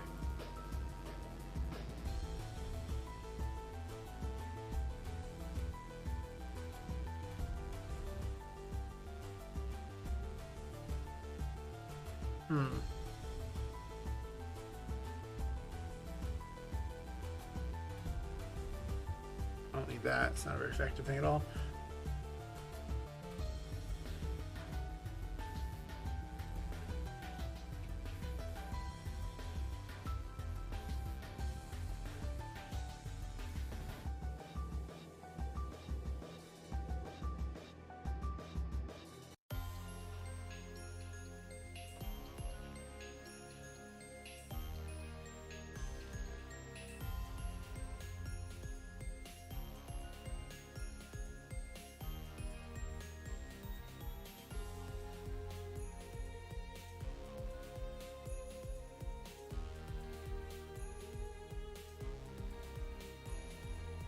Maybe it's an error with this. I don't know.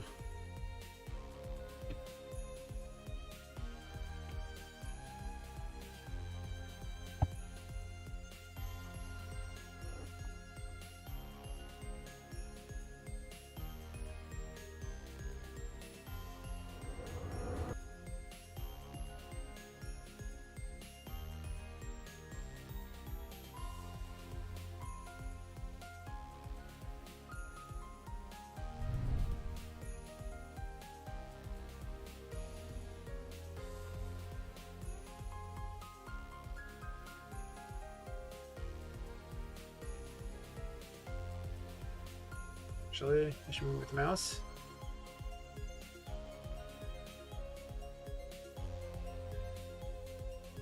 Yeah, it's like it's trying to find a specific spot and it just can't quite find it. Maybe that's the problem.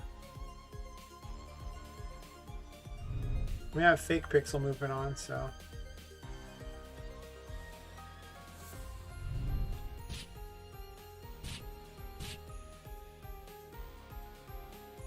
Oh, wow, I just shot it like that without any problems.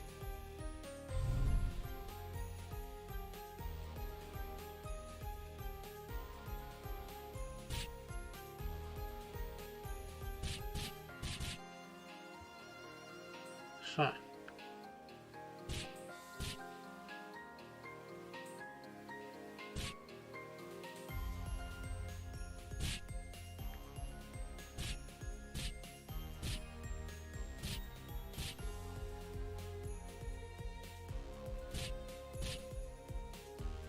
Yeah, it just doesn't quite reach the right location very effectively.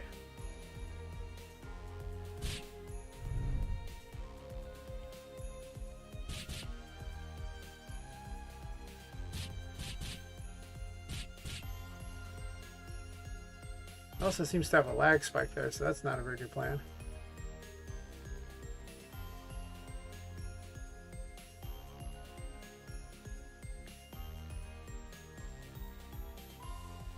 I wonder if this smart weight thing will make it where it's a little better at doing things.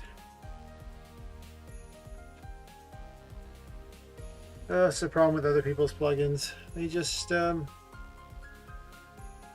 the best. They don't always do what I want them to do.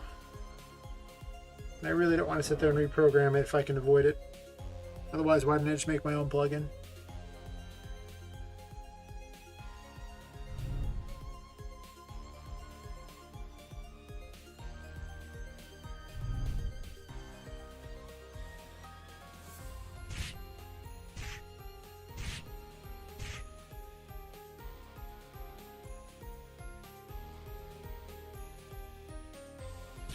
I guess the smart weight actually does kind of fix that. Of course, I remember turned it up because it was getting caught on things that wouldn't move after a while. I think the smart weight is just low enough to get the job done.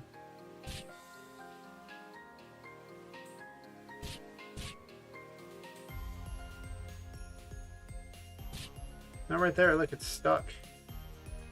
It's stuck for a while, I guess. It doesn't stick forever, but it sticks for long enough that it's problematic.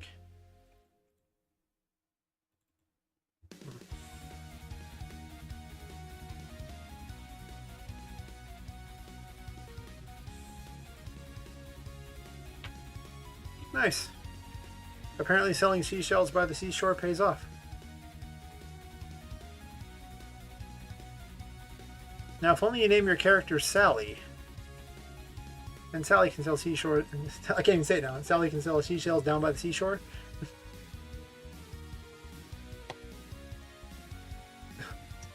Took 2 tries, but I got it.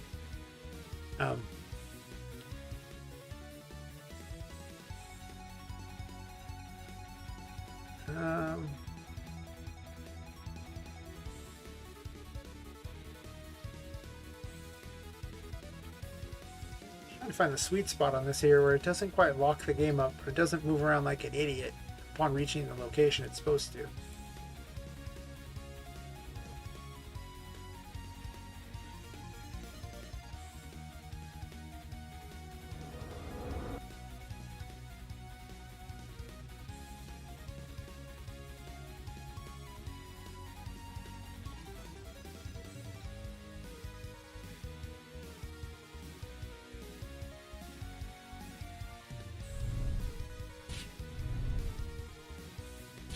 I'm supposed to actually start walking places.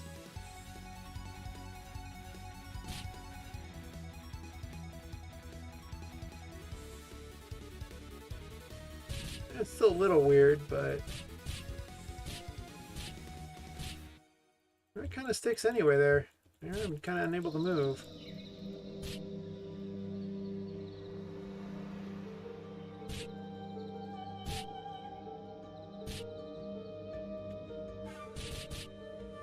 Huh. I'm gonna have to sit there and rework this plugin. I know it. It works pretty well, except unless you rapid click there, then it doesn't. Well, it worked that time, so. Huh.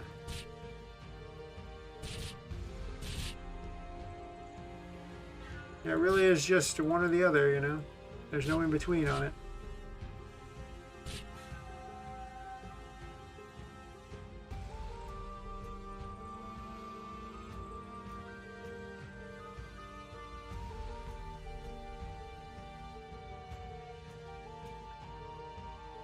Can't decide if it's better that the player gets stuck temporarily unless they hit a direction button, or if it's better that the player is constantly trying to run to a random area. It's probably better they get stuck every once in a blue moon, but obviously ideally neither would happen, but oh, it's going to be a lot of time to rewrite that plugin to do what I need it to do if that's the case.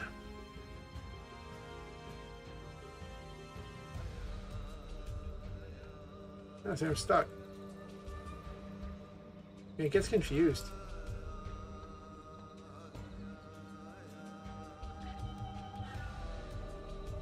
But not always.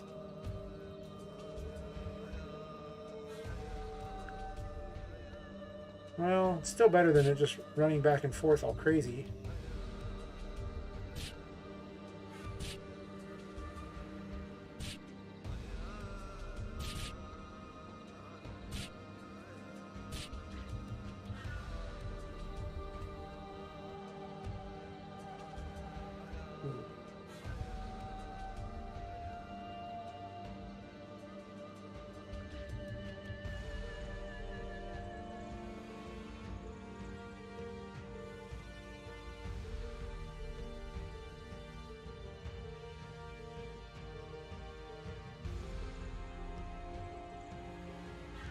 Oh, more spooky stories? Ugh. I do kind of want to tell more. But I'm also reaching that point where I might have to head off just to get some sleep so I can go to work tomorrow. Turns out, this does not pay the bills. No.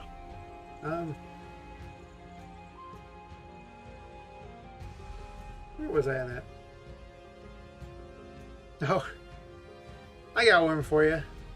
Like, this is just one of these weird things. Like, there's a town. It's farther up the mountain. It's called Sterling City. And it's in California. You can look it up if you want to know where I'm talking about. And, you know, I had a girlfriend at the time, and I asked her, it's like, hey, you ever been to Sterling City? Or actually, I asked her, hey, have you ever been to Inskip, which is a town above Sterling City? She's like, no. I'm like, want to go? She's like, yeah, sure, I'm bored. Okay, so this is mostly just going to be a nice, long, leisurely drive up the mountain. It's summer, I think. Might have been spring, late spring. Whatever the case, it was warm enough, but the trees are so big, they just kind of block everything anyway, so it's always much cooler up there anyway, so if it's really hot, it's worth going up there just for that reason alone.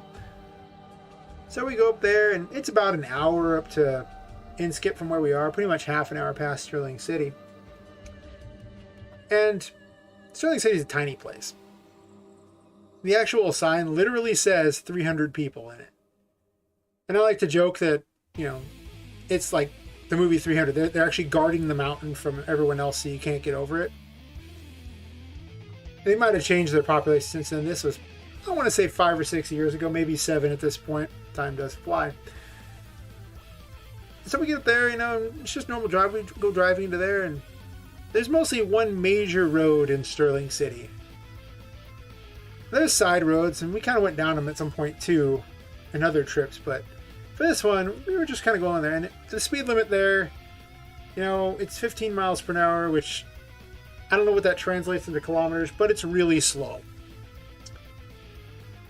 Not slow enough to walk. It's about, we're going to say 4 times walking speed.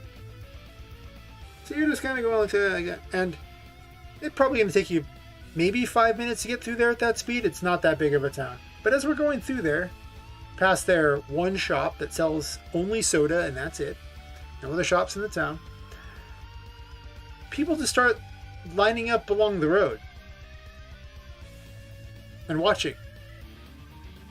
It's like, okay. You know, not like a couple people, but more and more people. There had to be at least 30 of them by the time we finally got through Sterling City, and they were just lining up along the road the whole way watching us. There was no point where they stopped until we got out of the town. And that's cool, you know, we're like, that was weird. Okay, fine. So then we go driving all the way up to Inskip, a half an hour through the woods, everything. There's just nothing along the way there. It's just dirt roads off to the side, and then just a nice paved road up there because the road's paved all the way over the mountain so people can escape in case of a fire. We get to Inskip, and Inskip's a town that's been there since, I want to say, 1862, I believe. Something like that. It used to be an old mining town. Big back then during the California Gold Rush stuff. And at this point, there's exactly 3 buildings in Inskip, but it still counts as a town because it has a post office, so you can mail things there. The 3 buildings are, of course, this store because apparently it has an actual store that these people live in. It's a pretty big place like that. A little side, what looks like a storage building. Might have been a house at one point. And then an old burnt down, well, half burnt down outhouse. That's it. That's all of Inskip. It is the most pointless drive ever. We went there and it was maybe 5 minutes there. And we're just like, well, that was exciting. What do you know? Oh, I guess we go back. All right. So we're going back down. Another half an hour goes by. We get down to Sterling City. And not only are the people still there lined up alongside the road, there's more of them now.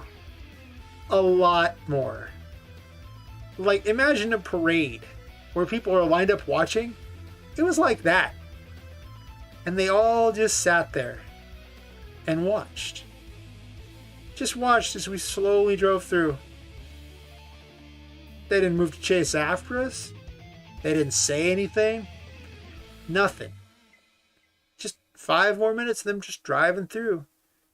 Before, when we were finally gone, we're just like, let's just never go back there again. I don't know what these people were watching. But the weird thing was, it took us half an hour to drive to Inskip, about 5 minutes there to realize Inskip was a waste of time, and then half an hour to get back to Sterling City. And they were all still there. They didn't move or anything.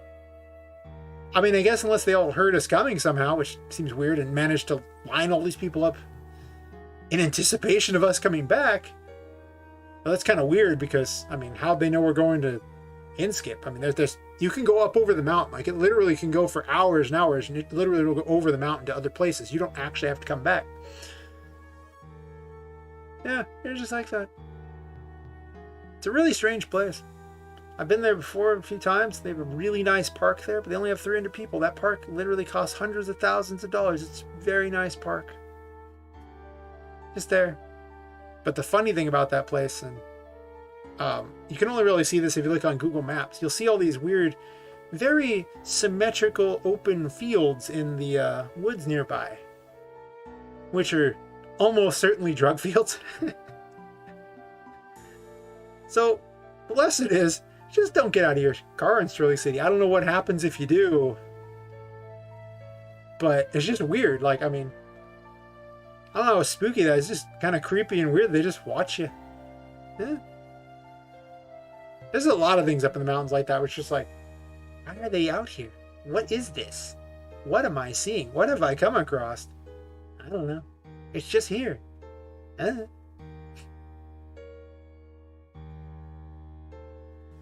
I've actually been walking along the trails up there and everything, and no one stopped us any of the other times. Like, no one ever lined up. It was just that one time. I don't know. I guess I could have stopped and asked them, but, you know, I wasn't going to do that.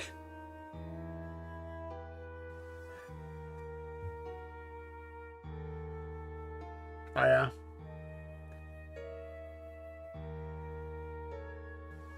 There's actually another time where this is actually below Sterling City, somewhat near. There's a town below Sterling City called Lovelock, and we were a little bit below that.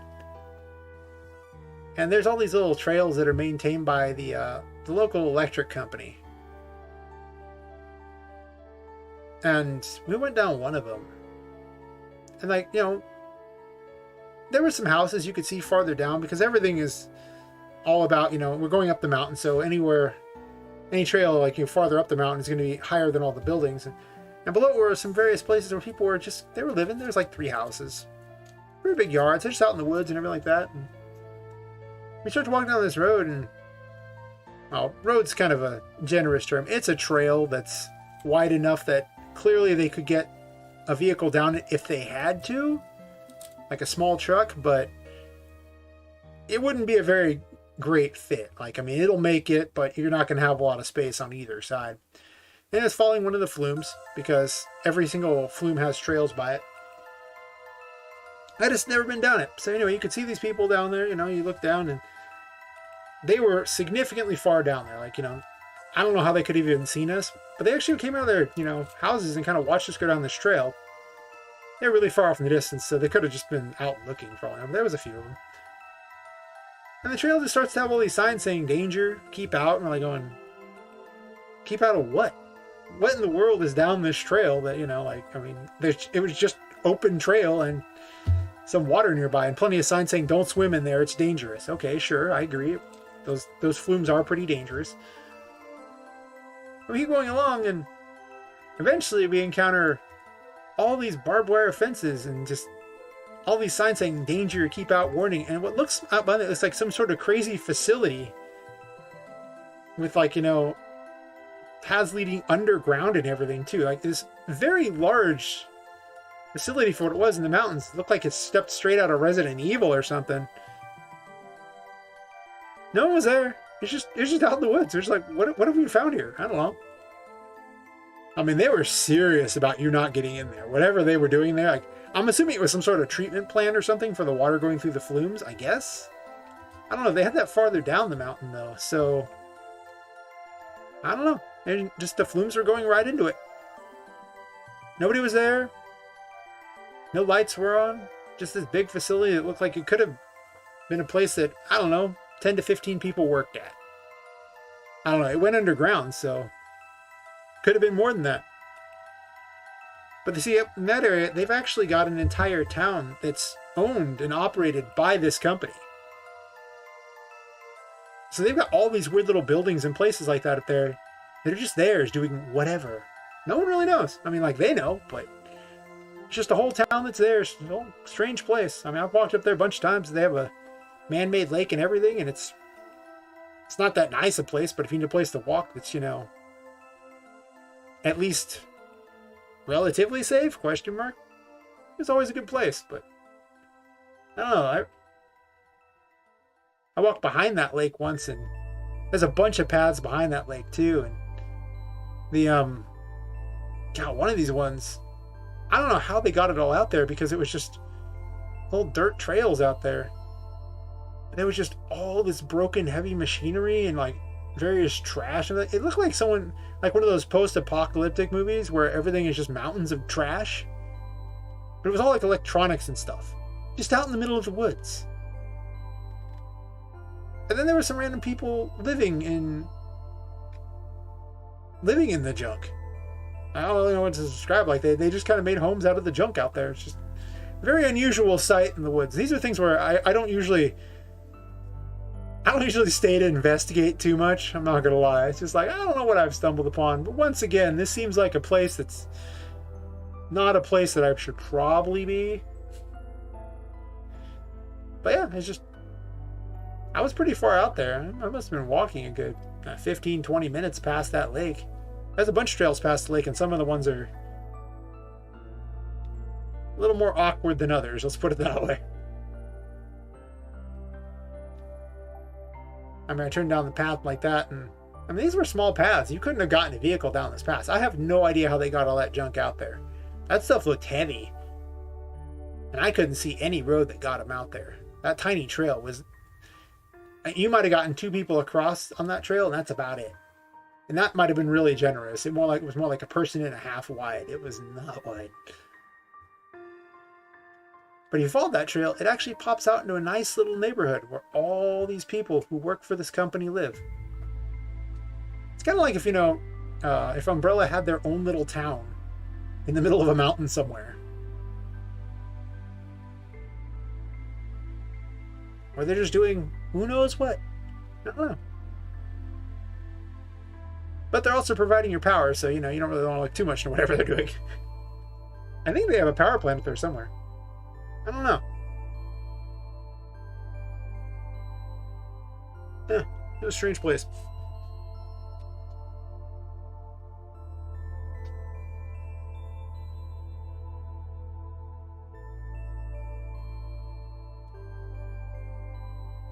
I remember once I encountered a road out there that was, it's called Powelton Road.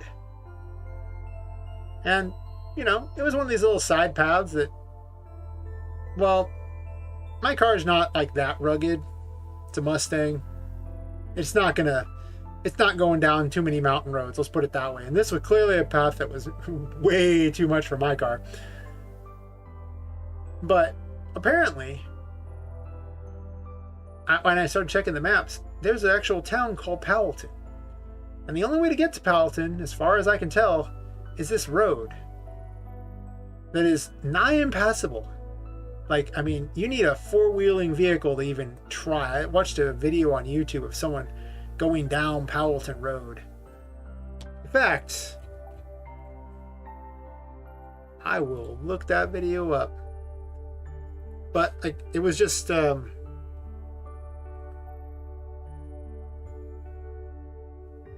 weird because when I looked at the maps, like apparently people, like a lot of people lived out there. Like somehow they got there. There was just enough people. Yeah, I don't know what goes on out there. I tried to find pictures of the place, and I could find some ancient pictures of the place, but I don't know. I always want to know what in the world's going on out there. Well, what is it? There's just all these strange towns. And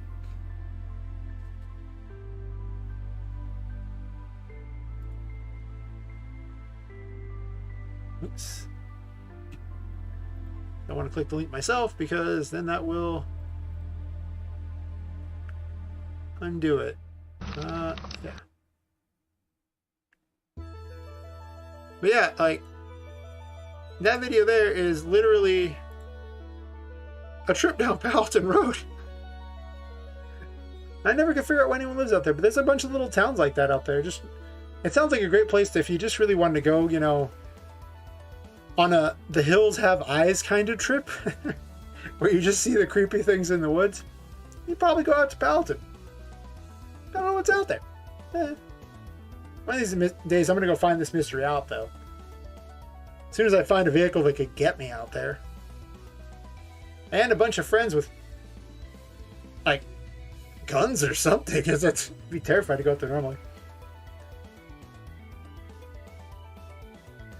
I guess not really a creepy story. It's just, you know, various things out there just...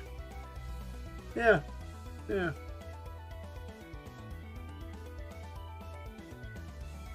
Huh.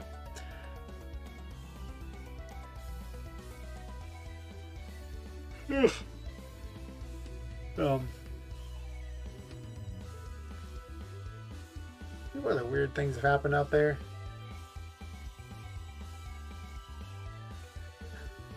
I remember once. This happened in the city. This wasn't even like, but the it's close enough on the edge of things that, you know, you still get weird things. So I'm going along driving my car, and I'm going to go ahead and guess some sort of an animal just comes running right into the side of my car. The doors are kind of concave because that's how Mustangs are built. So, and the animal was clearly too short to really even get up to the glass, but it just, you know, hit the side of it. And I'm like going, okay, well, I don't know what this was, but it just straight ran into the side of it. I mean, nothing I could have even done to even see it. So I pull farther ahead, and then I get out of my car going, okay, what in the world ran into me? And I can't find anything. I spend the next, I want to say 10 to 15 minutes looking, trying to figure out what in the world this was. I mean, I was assuming a dog or something, probably a large dog, which in hindsight, you know, if it had been an angry large dog, that would have been a bad idea to get out of the car. But I assumed it was hurt, and I wanted to, you know, help it if I could. You know, call the, I guess the police at that point, maybe, I don't know, something. Animal control. It's at night. You know, it's not, I'm going to go ahead and say it's a couple hours before midnight, honestly. It was pretty late. I can't find it. I tried. I kept trying. And eventually, I see some lights off in the distance and a group of people. I'm like, okay. And they just start running in my direction, just yelling and screaming. I'm like going,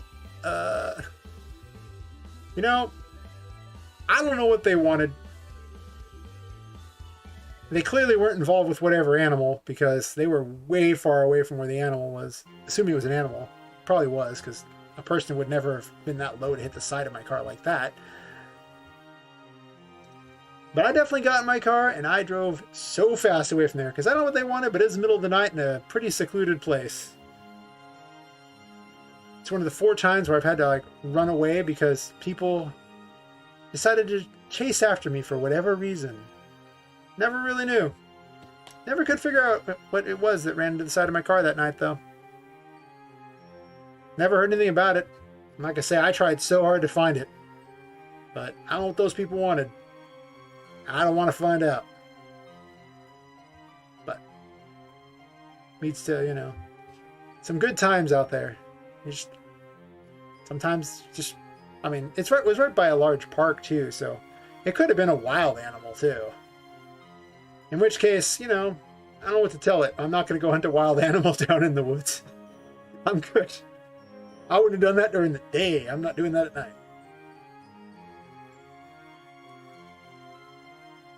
But yeah, I don't think I went down that road for a very long time after that. It's actually a really nice drive during the day. That's why I took it. I was like, it's a nice drive even at night. Not that night. Not that night at all.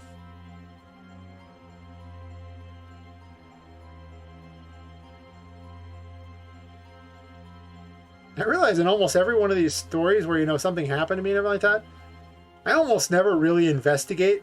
I'm the exact opposite of the person in the horror story who's like, I'm going to go look, and then they get killed, and I just don't do that at all. I'm like, nope, I'm good. I know better. Investigating just leads to bad situations, and yeah, it's no, I'm good. It's not worth it. Not worth it at all.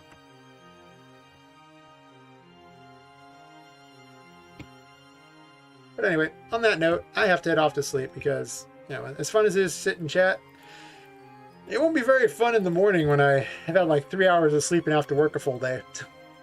No. But if you swing by later, you know, I think I'll be next, I won't be streaming the next 2 days, but I think the day after that I'll be streaming, pretty much stream every morning, Tuesday through Saturday at 1 a.m. So I guess just one for you. Pacific. No. Alright, well, good night, Lee. And to anyone else who watches this later, thanks for watching.